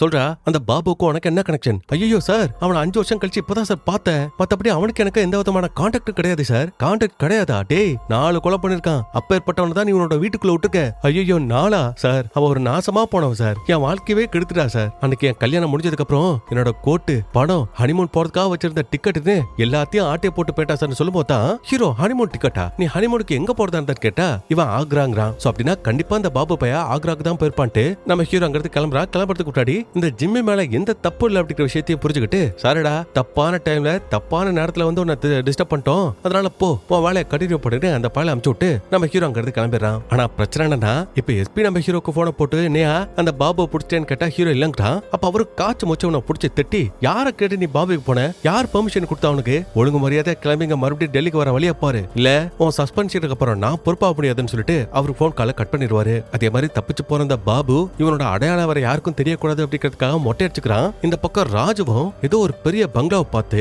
அதுக்குள்ள யாரு இல்ல அப்படிங்கிற விஷயத்த நோட் பண்ணிட்டு அப்படியே பயங்கர வெள்ளத்தனமா அதுக்குள்ள நுழைஞ்சிட்டு இருக்க. இந்த பக்கம் நம்ம ஹீரோவும் இவங்க 2 பேத்தையும் தேடி ஆக்ராவுக்கு போயிட்டு இருக்கிற மாதிரி காமிச்சு இந்த 6வது எபிசோட முடிக்கிறாங்க. அடுத்து 7வது எபிசோட். இதுல அந்த பாபுவே மட்டும் தான் கடைசியா அந்த ட்ரெயின்ல போயிட்டு இருந்தான், மொட்டை அடிச்சுட்டு இருந்தான்னு யோசிச்சோம் இல்லையா, அதான் இல்ல. ரயில்வே ஸ்டேஷன்ல இறக்குறதுக்கு அப்புறமா தான் இந்த பையன் இந்த ராஜு பயலுக்கு போனை போட்டு அவனே இந்த இடத்துக்கு வர சொல்லிட்டான். 2 பேரும் ஒண்ணு சேர்ந்துட்டானுங்க அப்படிங்கிற விஷயமே தெரியுது. ஆனா இவங்களோட கெட்ட நேரம், இவங்களை பார்த்தோன்னே ஒரு போலீஸ்காரரு இவங்க தான் அந்த பொண்ணையும் பையனையும் கொலை பண்ணா அப்படிங்கிற விஷயத்த கண்டுபிடிச்சிருவாரு. அதனால உடனே அவங்களை விரட்டி பிடிக்கலாம் ட்ரை பண்ணும்போது அந்த பயலுக்கு அவருக்கு டிமிக்கியை கொடுத்துட்டு எப்படி அந்த இடத்த விட்டு எஸ்கேப் ஆகி ஓடி போயிருவாங்க. அதுக்கப்புறம் இந்த போலீஸ்காரரும் இப்ப அந்த ஆக்ரால இருக்க போலீஸ் ஸ்டேஷனுக்கு இன்ஃபார்ம் பண்ணும்போது அந்த விஷயம் நம்ம ஹீரோக்கும் தெரிய வருது. அவனும் இந்த இடத்துக்கு வந்திருப்பான். அண்ட் வந்ததுக்கு அப்புறம் ஹீரோ மட்டும் இங்க தனியா வந்திருக்கிற விஷயத்த நோட் பண்ணிட்டு அந்த ஸ்டேஷனோட இன்ஸ்பெக்டருக்கு இவன் மேல ஒரு டவுட் வரும். ஆனா அவன் அதே இதயமா சொல்லி சமாளிக்கிறான். அதே மாதிரி அந்த பயலுகளை விரட்டிட்டு போனார் இல்லையா அந்த போலீஸ்காரரும், ஆமா சார் நான் தான் பார்த்தேன், அதுல ஒருத்தன் மொட்டை அடிச்சா அவங்களை பிடிக்கலாம் ட்ரை பண்ணேன், ஆனா அதுக்கு முன்னாடி அவங்க பைக்ல அந்த இடத்த விட்டு தப்பிச்சு ஓடி போயிட்டதா சொல்றாரு. இப்ப இன்ஸ்பெக்டரும், சார் நீங்க எதுக்கும் கவலைப்படாதீங்க, நான் உடனே அலர்ட் பண்ணிட்டேன், பஸ் ஸ்டாண்டு ரயில்வே ஸ்டேஷன் முக்கியமான இடம் எல்லா இடத்துலயும் என்னோட ஆட்கள் நிப்பாட்டி இருக்குன்னு சொல்லும்போது அதெல்லாம் வேலைக்காவது சார், அவங்க எப்படி இருந்தாலும் எஸ்கேப் ஆயிருவாங்க, அதுக்கு வேற ஒரு வழி இருக்குன்னு நம்ம ஹீரோ என்ன பண்றானா இந்த பாபுவோட போட்டோவையும் ராஜுவோட போட்டோவையும் இந்த ஏரியா ஃபுல்லா ஒட்ட சொல்றான். ஏன்னா போலீஸோட கல்ல மாட்டலனாலும் கண்டிப்பா ஏதாவது ஒரு பொதுமக்களோட கல்ல அவன் மாட்டிதானே ஆகணும், அதுக்காக தான் அதை பண்ணிருப்பான். அதே மாதிரி இந்த ராஜுவும் பாபுவும் என்ன பண்றாங்கன்னா முன்னாடி சீல பார்த்தோம் இல்லையா, இந்த ராஜு பையன் ஒரு பெரிய வீட்டுக்குள்ள நுழைச்சிருப்பானே, அப்படி நுழைச்சவன் அந்த வீட்டுல இருந்த தாத்தா பாட்டி பேர உங்க 3 பேத்துமே அடிச்சு ஒரு சேர்ல உட்கார வச்சிருக்கான். அந்த வீட்டையே இவன் எடுத்துக்கிட்டான். அப்ப அந்த தாத்தா பாவை எந்திரிச்சு ஓடலாம் ட்ரை பண்ணும்போது இந்த பாலு 2 பேரும் போட்டு அவரை அடின்னு அடிச்சு மறுபடியும் அந்த சேர்ல உட்கார வச்சிருவானுங்க. அதுக்கப்புறம் ராஜுவும் இங்க வீட்டுல இருந்த பணம் நகை இது எல்லாத்தையுமே வெளியில எடுத்து வச்சிருப்பான். அப்ப இந்த விஷயத்த பாபுவும் பார்த்துட்டு, மச்சான் பரவாயில்லடா இப்ப நல்லா தேறிட்ட, இப்பதான்டா நீ ஒரு ஆம்பளையாவே மாறி இருக்குன்னு சொல்லிட்டு போது, இதெல்லாம் ஒண்ணுமே இல்ல, என்கிட்ட ஸ்பெஷல் ஐட்டம் இன்னொன்னு இருக்கு பாருன்னு இந்த பையன் ஒரு துப்பாக்கி எடுத்து காட்டான். அது ரொம்ப பழங்கால துப்பாக்கியா இருக்கும் போல. ஆனா பிரச்சனை என்னன்னா அந்த துப்பாக்கிக்கு தோட்டா கிடையாதுன்னு அவன் சொல்றான். ஆனா அதே நேரத்துல இங்க நம்ம ஹீரோக்கு ஒரு பிரச்சனை என்னன்னா, இவன் டிபார்ட்மெண்ட்டுக்கே தெரியாம தான் இங்க ஆக்ராவுக்கு வந்து அந்த பயல்களை பிடிக்கிறதுக்காக வந்திருப்பான் இல்லையா. சோ அந்த விஷயம் வந்து இங்க இருக்க ஆக்ரா போலீஸ்க்கு தெரிஞ்சு போயிடும். அதனால ஸ்டேஷன்லயே நம்ம ஹீரோ லாக் பண்றாங்க. அப்ப அவனும் சொல்ல வரான், யோ இப்ப நான் சஸ்பெண்ட் ஆகிறது முக்கியம் இல்ல, அந்த கிரிமினல்ஸ் எப்படியாவது பிடிக்கணும், அதுக்காக தான் நான் வந்திருக்கேன், ப்ளீஸ் ஹெல்ப் பண்ணுங்கன்னு கேட்டா அவர் புரிஞ்சுக்கவே மாட்டேங்கிறாரு. இதை பாருங்க சார், நீங்க சஸ்பெண்ட் ஆகிறதோட இந்த ஸ்டேஷன்ல இருக்க மொத்த பேத்தோட வேலைக்கு ஆப்படிச்சுட்டு போயிடாதீங்க, தயவு செய்து நான் சொல்ற வரைக்கும் இங்க நீங்க சாலையை உட்காந்துருக்க, அந்த கிரிமினல்ஸை பிடிக்கிறதுக்கான வேலையை நாங்க பாத்துக்கிறோம்னு சொல்லிட்டு இந்த போலீஸ்காரங்கிறது கிளம்பிடுறான். அந்த கேப்ல இந்த மொட்டை தலைவனுங்க 2 பேரும், அதாவது இந்த ராஜு பிளப்ப மொட்டையா போட்டான். இப்ப அவனுங்க என்ன பண்றானுங்கன்னா, அந்த பழைய இரும்பு கடை இருக்கு இல்லையா, அந்த பக்கமா சுத்திட்டு இருக்கும்போது ஒருத்தர் சொல்லுங்கப்பா என்ன வேணும், ஏதாவது செஞ்சு கொடுக்கணுமா, என்ன செஞ்சு கொடுக்கணும்னு கேட்கும்போது இந்த பழக்கு எவ்வளவு தைரியம் பாருங்க, துப்பாக்கியை காமிச்சு இந்த துப்பாக்கிக்கு தோட்டா வேணும், அதுக்கு எவ்வளவு பணத்தை வேணாலும் நீ வாங்கிக்கோ அப்படிங்கிற மாதிரி சொல்றாங்க. அப்ப அவன் எதுவும் போலீஸ் கிட்ட மாட்டி விடுறான்னு பார்த்தா இல்ல, அவன் பெரிய கேடியா இருப்பேன் போல. அதனால அவங்க 2 பேத்தையும் உள்ள கூப்பிட்டு, இது ரொம்ப பழைய துப்பாக்கிப்பா, இதுக்கு ஒரு தோட்டா தான் இருக்குது, இன்னும் ஒரு 2-3 தோட்டா நான் செஞ்சு தரேன், ஆனா அதுக்கு 1 மணி நேரம் 1.5 மணி நேரம் டைம் ஆகும், துப்பாக்கியை கொடுத்துட்டு போங்க, நான் ரெடி பண்ணி வைக்கிறேன்னு இவங்கள்ட்ட காசை வாங்கிட்டு அந்த பழகுல வெள்ளம் சுடுவாரு. அந்த டைம்ல இங்க போலீஸ் ஸ்டேஷன்ல ஒரு இன்ஃபர்மேஷன் கிடைக்குது. அதாவது அந்த கொலைகாரிக்கு 2 பேரும் துப்பாக்கிக்கு தோட்டா வாங்குறதுக்காக வந்திருக்கானுங்க, இன்னும் அரை மணி நேரத்துல அதை வாங்குறதுக்காக திரும்ப வந்துருப்பாங்க அப்படிங்கிற மாதிரி இன்ஃபர்மேஷன் வந்திருக்கும். நல்ல மனுஷன் அவன் தான் இந்த இன்ஃபர்மேஷனை கொடுத்தானு தெரியல. அதனால உடனே ஸ்டேஷன்ல உள்ளவங்க வெளில கிளம்பும் போது ஹீரோ சொல்றான், இந்த பாருங்க சார், முன்னாடியாவது அவங்க கையில ஒண்ணும் இல்ல, ஆனா இப்ப துப்பாக்கிலாம் இருக்கு, சோ அதை வச்சு அவங்க என்ன பண்ணுவாங்கன்னு தெரியாது சார், அதனால சொல்றத கேளுங்க, இப்ப நான் சஸ்பெண்ட் ஆயிருக்கடா இல்லையா, பொய் சொன்னா பொய் சொல்லலையா, இதெல்லாம் பிரச்சனை இல்ல, அவங்கள பிடிக்கணும், அதுதான் சார் பிரச்சனைன்னு சொன்னா, அதை பாரு, நீ பெரிய ஹீரோ ஆகுதுனா போயிட்டு படத்துல ஹீரோவாகு, நட்சத்திரத்துல ஹீரோ ஆக்குறாரு, இங்க மத்தவங்களோட வாழ்க்கையை ரிஸ்க்ல வச்சிடாதன்னு திட்டான். பட் ஹீரோ சார், நான் அது வரைக்கும் இந்த கேஸ்ல எத்தனை படங்களை தோண்டி எடுத்திருக்கேன் தெரியுமா, ஒவ்வொரு ஊருக்கா போகும்போது இந்த ஊர்ல அவனுக்கு எத்தனை பேர்த்த கொண்டுப்பானுங்களோ, அந்த ஊர்ல எத்தனை பேர்த்த கொண்டுப்பானுங்களோன்னு மனசு திக்குன்னு இருக்கும். சோ அப்பேற்பட்ட கிரிமினல்ஸை நீங்க பிடிக்காம ஸ்டேஷன்ல அங்க உட்கார சொல்றீங்களா, உட்காந்துக்கிறேன், அவங்கள தப்பிக்க விட்ட போலீஸ்காரவே எடுத்துக்கிறேன்னு நம்ம ஹீரோ இங்க ஸ்டேஷன்ல உட்காந்துட்டு இருக்கான். இந்த இன்ஸ்பெக்டர் யோசிச்சுட்டு இருக்கான். அதுக்கப்புறம் சரி ஓகே, ஹீரோ சொல்றதுல நியாயம் இருக்குது, இவனையும் கூட்டிட்டு அந்த பழகளை தேடுறதுக்காக போறான். அப்ப அந்த இடத்துல இந்த பழக ஜாலியா ஆக்ராவுக்கு பக்கத்துல அதான் அந்த தாஜ்மஹாலை உட்காந்து வேடிக்கை பார்த்துட்டு இருப்பாங்க. அப்ப அந்த இடத்துல ஒரு போலீஸ்காரர் இவங்க 2 பேரும் அந்த கொலைகாரங்க அப்படிங்கிற விஷயத்தை கண்டுபிடிச்சு இவங்களை விரட்டிட்டு இருக்கும்போது இவங்க நேக்கா பைக் எடுத்துட்டு இந்த இடத்த விட்டு கிளம்பிடுவாங்க. சரி இந்த கண்ணை வாங்கலான்னு போலான்னு ட்ரை பண்ணா போலீஸ் சுத்து போட்டோம். அதனால இவங்களும் வண்டி எடுத்துட்டு அங்க ஓடுறாங்க இங்க ஓடுறாங்க, எங்கிட்ட திரும்பினாலும் போலீஸ் தான், இவனால தப்பிக்க முடியல. அதுல ஒரு கட்டத்துல ஏதோ ஒரு ஃபங்க்ஷன் மாதிரி போயிட்டு இருக்கும். அந்த ஃபங்க்ஷன் கேங்குக்குள்ள பூந்து அப்படியே அந்த பழக எஸ்கேப் ஆகி பக்கத்துல ரயில்வே ஸ்டேஷன் இருக்கும். அந்த ஸ்டேஷனுக்குள்ள நுழைஞ்சு அங்குள்ள ட்ரெயின்ல ஏறி பாயலுக்கு ஒரு இடத்துல ஒளிஞ்சிட்டு இருக்கும் போது நம்ம ஹீரோ அப்போடல அந்த ட்ரெயினுக்குள்ள ஏறான். கரெக்டா அந்த ராஜு பையல கண்டுபிடிச்சு அவனை லாக் பண்ணிடுவான். ஆனா அந்த பாபு பையல பிடிக்கலாம் ட்ரை பண்ணும்போது அவன் ஒரு சின்ன பொண்ணோட கழுத்துல கத்தி வச்சிருப்பான். ஆனா அதை பார்த்து நம்ம ஹீரோ பயப்படவே இல்லையே, என்னடா அந்த பொண்ணோட கழுத்தை இருக்க போறியா, அரு நான் அவ கழுத்தை எடுத்துட்டு இங்க இருக்கவங்களோட கழுத்து இருப்பியா, போலீஸ்காரங்களோட கழுத்து இருப்பியா, எத்தனை பேத்த கொள்ளுவ, எத்தனை பேத்த கொண்டாலும் கடைசியா நீ ஜெயிலுக்கு போறது உறுதி, ஓ சாவோ உறுதிடான்னு அப்படியே கொஞ்சம் கொஞ்சமா கிட்ட வரும்போது அங்க ஒரு போலீஸ் ஆபீசர் உட்காந்துருப்பான்னு நினைக்கிறேன். ஏன்னா இவன் ஒரு கிரிமினல் ஒரு பொண்ணை லாக் பண்ணிருக்கா அப்படிங்கிற விஷயம் தெரிஞ்சு டக்குனு அவனோட கத்தியை பிடிக்கும் போது அந்த கேப்ல நம்ம ஹீரோ அந்த பாபு போட்டு அடின்னு அடிச்சு மூஞ்சு முகரையெல்லாம் பேத்து கட்ட கடைசி அந்த பழுக 2 பேத்தையுமே நம்ம ஹீரோ பிடிச்சிருவான். அதுக்கப்புறம் நிறைய சென்டிமெண்ட் சீன்ஸ் தான் போயிட்டு இருக்கும், அது அப்படியே கட் பண்ணிக்கலாம். இப்ப அடுத்து 8வது எபிசோடுக்கு போயிடலாம். இதுல தான் ஆக்சுவலி இந்த கொலகார பழுக அந்த பொண்ணையும் பையனையும் எப்படி கடத்துறாங்க அப்படிங்கிற விஷயத்தை காட்டுவாங்க. அதுல இந்த சர்தார்ஜி ரெட் கலர் ஸ்கூட்டர்ல இந்த பொண்ணையும் பையனை இந்த பஸ் ஸ்டாண்ட்ல இறக்கி விட்டதுக்கு அப்புறம் அவர் அங்கிருந்து கிளம்பி இருப்பாரா. அதுக்கப்புறம் இவங்களும் யாருக்கிட்டையாவது லெஃப்ட் கேட்கலாம் வெயிட் பண்ணிட்டு இருக்கும் போது இந்த பழுக கார்ல வந்திருப்பானுங்க, லெஃப்ட் கொடுத்துருப்பானுங்க. அப்படியே காரும் போயிட்டு இருக்கும். அப்படி போயிட்டு இருக்கும் போது தான் இந்த பொண்ணு ஒரு விஷயத்தை நோட் பண்றா. அதாவது கார்ல 2 சைடுமே லாக் இருக்காது. அப்படி பார்த்தா இது ஒரு திருட்டு வண்டி, லாக்க உடைச்சிட்டு உனக்கு அந்த வண்டியை திருடி இருக்கானுங்க அப்படிங்கிற விஷயத்தை அவ புரிஞ்சுக்கிறா. அதனால தம்பி கிட்ட சிக்னல் கொடுத்துட்டு ஆனா நாங்க இங்கே இறங்கிக்கிறோம், நீங்க கொஞ்சம் வண்டியை நிப்பாட்டுறீங்களா அப்படிங்கிற மாதிரி கேட்கறா. ஆனா அந்த பையன் வண்டியை நிப்பாட்ட மாட்டேங்கிறான். ராஜுவும் டே அதான் சொல்றாங்கல்ல வண்டியை நிப்பாட்டா, அவங்க இறங்கி போகட்டும்னு சொன்னா பாபு ஒத்துக்கவே மாட்டேங்கிறான். அப்ப அந்த தம்பி வரணும், டே என் அப்பா யார் தெரியல, ஆர்மில இருக்காரு, அவருக்கு மட்டும் நீ இப்படி எல்லாம் பண்ற விஷயம் தெரிஞ்சது, உன்னை என்ன பண்ணுவாருன்னு தெரியாதுரா. ஓ ஆர்மி அப்பட நான் நேர்ல பாக்கும்போது அவன் எப்பேற்பட்டவன் நான் தெரிஞ்சுக்கிறேன், ஆனா இப்போ அக்கா பத்தி தெரிஞ்சுக்கிட்டோம், சொல்லு உன் காதுல போட்டுருக்கல அந்த இயரிங்ஸ் அதோட விலை என்ன அதே கேட்டுட்டு இருப்பான். அப்ப கடுப்புல அந்த பொண்ணு என்ன பண்றானா கொடை எடுத்து இந்த பயலோட தலையிலே அடி நடிச்சிட்டு இருப்பா. இந்த தம்பிகாரனும் ராஜுவோட கழுத்தை பிடிச்சி அவனோட மூஞ்சில நங்குன்னு குத்திட்டு இருப்பான். அப்ப கடுப்புல இவனும் அந்த சின்ன பையனை போட்டு அடிக்கும் போது பாபு ஏன்டா வெக்கமா இல்ல, சின்ன பையன் அடி வாங்கிட்டு இருக்க, அந்த கத்தி எடுத்து ஒரே சுருகுடான்னு சொல்றான். அப்ப ராஜு இல்லடா வேணாண்டா, சின்ன பசங்களா இருக்காங்கடா, இது ரொம்ப பாவம்டா அப்படிங்கிற மாதிரி சொல்லி பாக்குறான். ஆனா அந்த டைம்ல அந்த தம்பிகாரன் அந்த கத்தி அப்படி பிடிக்கும் போது இவ விருட்டு அந்த கத்தி அப்படி இழுத்துருவான். அதனால கையில பெரிய விட்டு விழுந்துரும், ரத்தமா பல ஊத்திட்டு இருக்கும். அப்ப பாவம் அந்த பொண்ணு கெஞ்சிரா, அங்கிள் ப்ளீஸ் அங்கிள் எங்களை விட்டுருங்க, நாங்க யாருக்கிட்டையும் எதுவும் சொல்ல மாட்டோம், ப்ளீஸ் விட்டுருங்கன்னு கெஞ்சிரா. அந்த பயலுக மனசரங்கிற மாதிரியே தரல. அப்ப தன்னோட அக்காவுக்கு ஒரு பிரச்சனை, இந்த தம்பிகாரன் எவ்வளவு தைரியமா எந்திரிச்சு முன்னாடி வரான் பாருங்க. ஆனா அதை பார்த்து அக்கா தான் டேய் சொல்றத கேளு, உன் கையில பயங்கரமா அடிபட்டிருக்கு, நீ எதுவும் பண்ணாதன்னு அவனை திட்டிட்டு இருக்கும் போதான் அந்த பால்காரர் சைக்கிள்ல வந்திருப்பார் இல்லையா, அவருங்க கார்ல இந்த பொண்ணு மாட்டிட்டு இருக்கிற விஷயத்தை நோட் பண்ணிட்டு பின்னாடியே சைக்கிள் வந்திருப்பாரு. ஆனா அந்த விஷயத்தை ஒழுங்க நோட் பண்ணி டக்குனு அந்த சைக்கிளை அணைச்சு விட்டு அவரோட காலை உடைச்சிட்டு மறுபடியும் கார்ல முன்னாடி போயிட்டு இருப்பானுங்க. அப்ப மறுபடியும் அக்காவும் தம்பி சேர்ந்து இந்த பழகளை அடிக்கிறதுக்காக ட்ரை பண்ணும்போது இந்த ராஜு பையன் என்ன பண்றாட்டா கத்தை எடுத்து பின்னாடி பார்க்காமலே அப்படி குத்துன்னு குத்திடுவான். அப்படி குத்துன வேகத்துக்கு இந்த தம்பி அவனோட உடம்புல இருந்து ரத்தம் பொலன்னு ஊத்தி பாவம் அவன் அன்கான்சியஸா ஆயிடுவான். அப்ப அக்கா மறுபடியும் அங்கிள் உங்கள்கிட்ட காலில் வந்து கெஞ்சி கேட்டுக்கிறேன், தம்பியோட உடம்புல இருந்து ரத்தம் ஊத்துது, நான் ஆக்சிடென்ட் ஆச்சு, எப்படியோ கீழே வந்துட்டோன்னு என்னென்னப்போ சொல்லிக்கிறேன், உங்களை பத்தி எதுவுமே வாய் திறக்க மாட்டேன், ப்ராமிஸ், தயவு செய்து எங்களை கீழே விட்டுருங்க கெஞ்சினா கத்தினாலும் அந்த பழுத மனசே இறங்க மாட்டேங்கிறானுங்க. அதுக்கப்புறமா தான் வண்டி அந்த காட்டுக்குள்ள விட்டுருப்பானுங்க. அப்ப அந்த பையன் இருக்கான் இல்லையா, அவன் அன்கான்சியஸா இருந்தாலும் மறுபடியும் கண்ணு முடிச்சுட்டு சும்மா அந்த ராஜு பையல பொக்கு பொக்குன்னு மூஞ்சிலே குத்திட்டு இருக்கான். அந்த அக்கா கிட்டே இங்க இருந்து போயிடுக்கா, இங்க இருக்காதுக்கா, நான் பாத்துக்கிறேன்க்கா, போக்கா போக்கான்னு அக்காவை காப்பாத்துறதுக்கு தான் முயற்சி பண்ணிட்டே இருக்கான். ஆனா பாருங்க, இந்த ராஜு இந்த சின்ன பையனை கூட்டிட்டு போயிட்டு அடின்னு அடிச்சு அவனை மட்டையாக்க, அந்த டைம்ல இந்த அக்காவும் தம்பியோட கையை பிடிச்சிட்டு விடவே மாட்டா. விட்டுங்கண்ணான்னு கடைசி வரைக்கும் கெஞ்சுவா. ஆனா அந்த பாபு பையன் அதை கேட்காம ராஜுவை தரத்தரன்னு இழுத்துட்டு போக சொல்லிட்டு இங்க இந்த பொண்ணை சித்திரவதை பண்ணி அவனை சீரழிச்சிட்டு இருப்பான். அந்த கேப்ல இந்த ராஜுவும் அந்த பையனை இழுத்துட்டு போயிட்டு அவனை கத்தினால வெட்டி அவனை கொன்னுட்டு மறுபடியும் இந்த கார் இருக்கிற ஸ்பாட்டுக்கு வரும்போது இவன் இந்த பொண்ணு கூட தப்பா இருந்துட்டு வந்திருப்பான். அப்ப நீயும் போடா, அவ கூட நீ தப்பா இருந்துட்டு வாடான்னு சொல்லும்போது இவன் இல்ல நான் பண்ணலங்கிறான். ஏன் பண்ணல, ஒரு பொண்ணு கூட உன்னால செய்ய முடியாதா, உனக்கு அது கூட திராணி கிடையாதுன்னு அவனை தப்பா பேசும்போது இவனை போட்டு அடிச்சிட்டு இருப்பான். அப்ப அந்த கேப்ல அந்த பொண்ணு வந்து இந்த கட்டை எடுத்து இந்த பழையில போட்டு அடின்னு அடிச்சுட்டு எங்கடா என்னோட தம்பின்னு அங்க மூலையில எழுத்து கொண்டு போய் போட்டுட்டாங்க இல்லையா. அந்த தம்பியை பாக்குறதுக்காக போவா, போயிட்டு அவனை கட்டி பிடிச்சு சாகில் எழுந்திரி அவனை கூப்பிட பாவம் அவங்க கிட்ட இருந்து எந்த ரெஸ்பான்ஸும் வந்திருக்காது. அதே டைம்ல தான் அவனுக்கு பின்னாடி வந்து கட்டை எடுத்து அவளோட தலையில அடிச்சிருப்பானுங்க. தம்பியை கட்டி பிடிச்சிட்ட மாதிரியே அவன் இறந்து போயிருப்பா. அண்ட் அதுக்கப்புறம் நடந்த விஷயங்கள் தான் நம்ம சீரியஸ் நடுக்க பார்த்தோம். இப்ப இந்த விஷயம் எல்லாத்தையுமே நம்ம ஹீரோ எஸ்பி கிட்ட சொல்லிட்டு இருப்பான். அப்ப எஸ்பியும் ஒரு சாதாரண சின்ன பசங்களை கொன்னுட்டு ஈஸியா தப்பிச்சிடலாம் அப்படிங்கிற மாதிரி அந்த ரெண்டு பழுகளும் நினைச்சிருப்பானுங்களே. ஆமா சார், அப்படி நினைச்சுதான் அந்த கொலை பண்ணிருப்பானுங்க. ஆனா அந்த அக்காவும் தம்பியை சேர்ந்து இந்த பழுகளை அடின்னு அடிச்சு இவனுங்க ஹாஸ்பிட்டல் போன அந்த ஒரே ஒரு காரணத்தினால தான் நம்ம ஹீரோவோட கையிலேயே இப்ப வந்து மாட்டிருப்பானுங்க. சோ அந்த பசங்க தெரிஞ்சு பண்ணாங்களோ தெரியாம பண்ணாங்களோ அவங்கள போட்டு அடின்னு அடிச்சு போனதாங்க பத்தில, அதனாலதான் அவனுங்க மாட்டானுங்க. சோ இது இப்படி சொல்லிட்டு நம்ம ஹீரோவோட திறமையை பார்த்த எஸ்பியும் இவனோட சஸ்பென்ஷனை கேன்சல் பண்ணி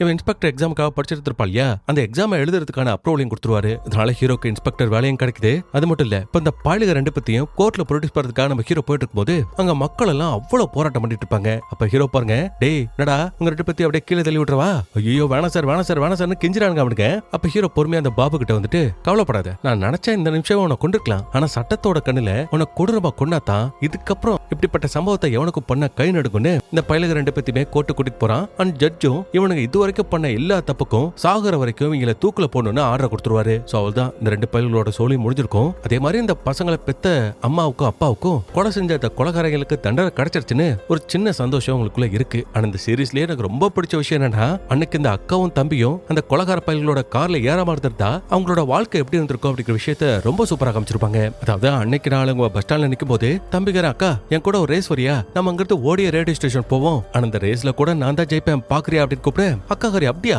எங்க முடிஞ்சா என்ன ஜெயிச்சு போறான்னு ரெண்டு பேரும் இங்கிருந்து ஓடியே அந்த ரேடியோ ஸ்டேஷன் போறாங்க. போயிட்டு இந்த பொண்ணு ஆசைப்பட்ட மாதிரியே அந்த பாட்டை பாடுறா. அண்ட் வீட்டுல இருக்கிற அந்த பொண்ணோட அம்மாவும் அப்பாவும் ரேடியோல அவ பாடுற அந்த பாட்டை கேட்டு ரசிக்கிற மாதிரி காமிச்சு அப்படி இந்த சீரீஸை முடிச்சிருப்பாங்க.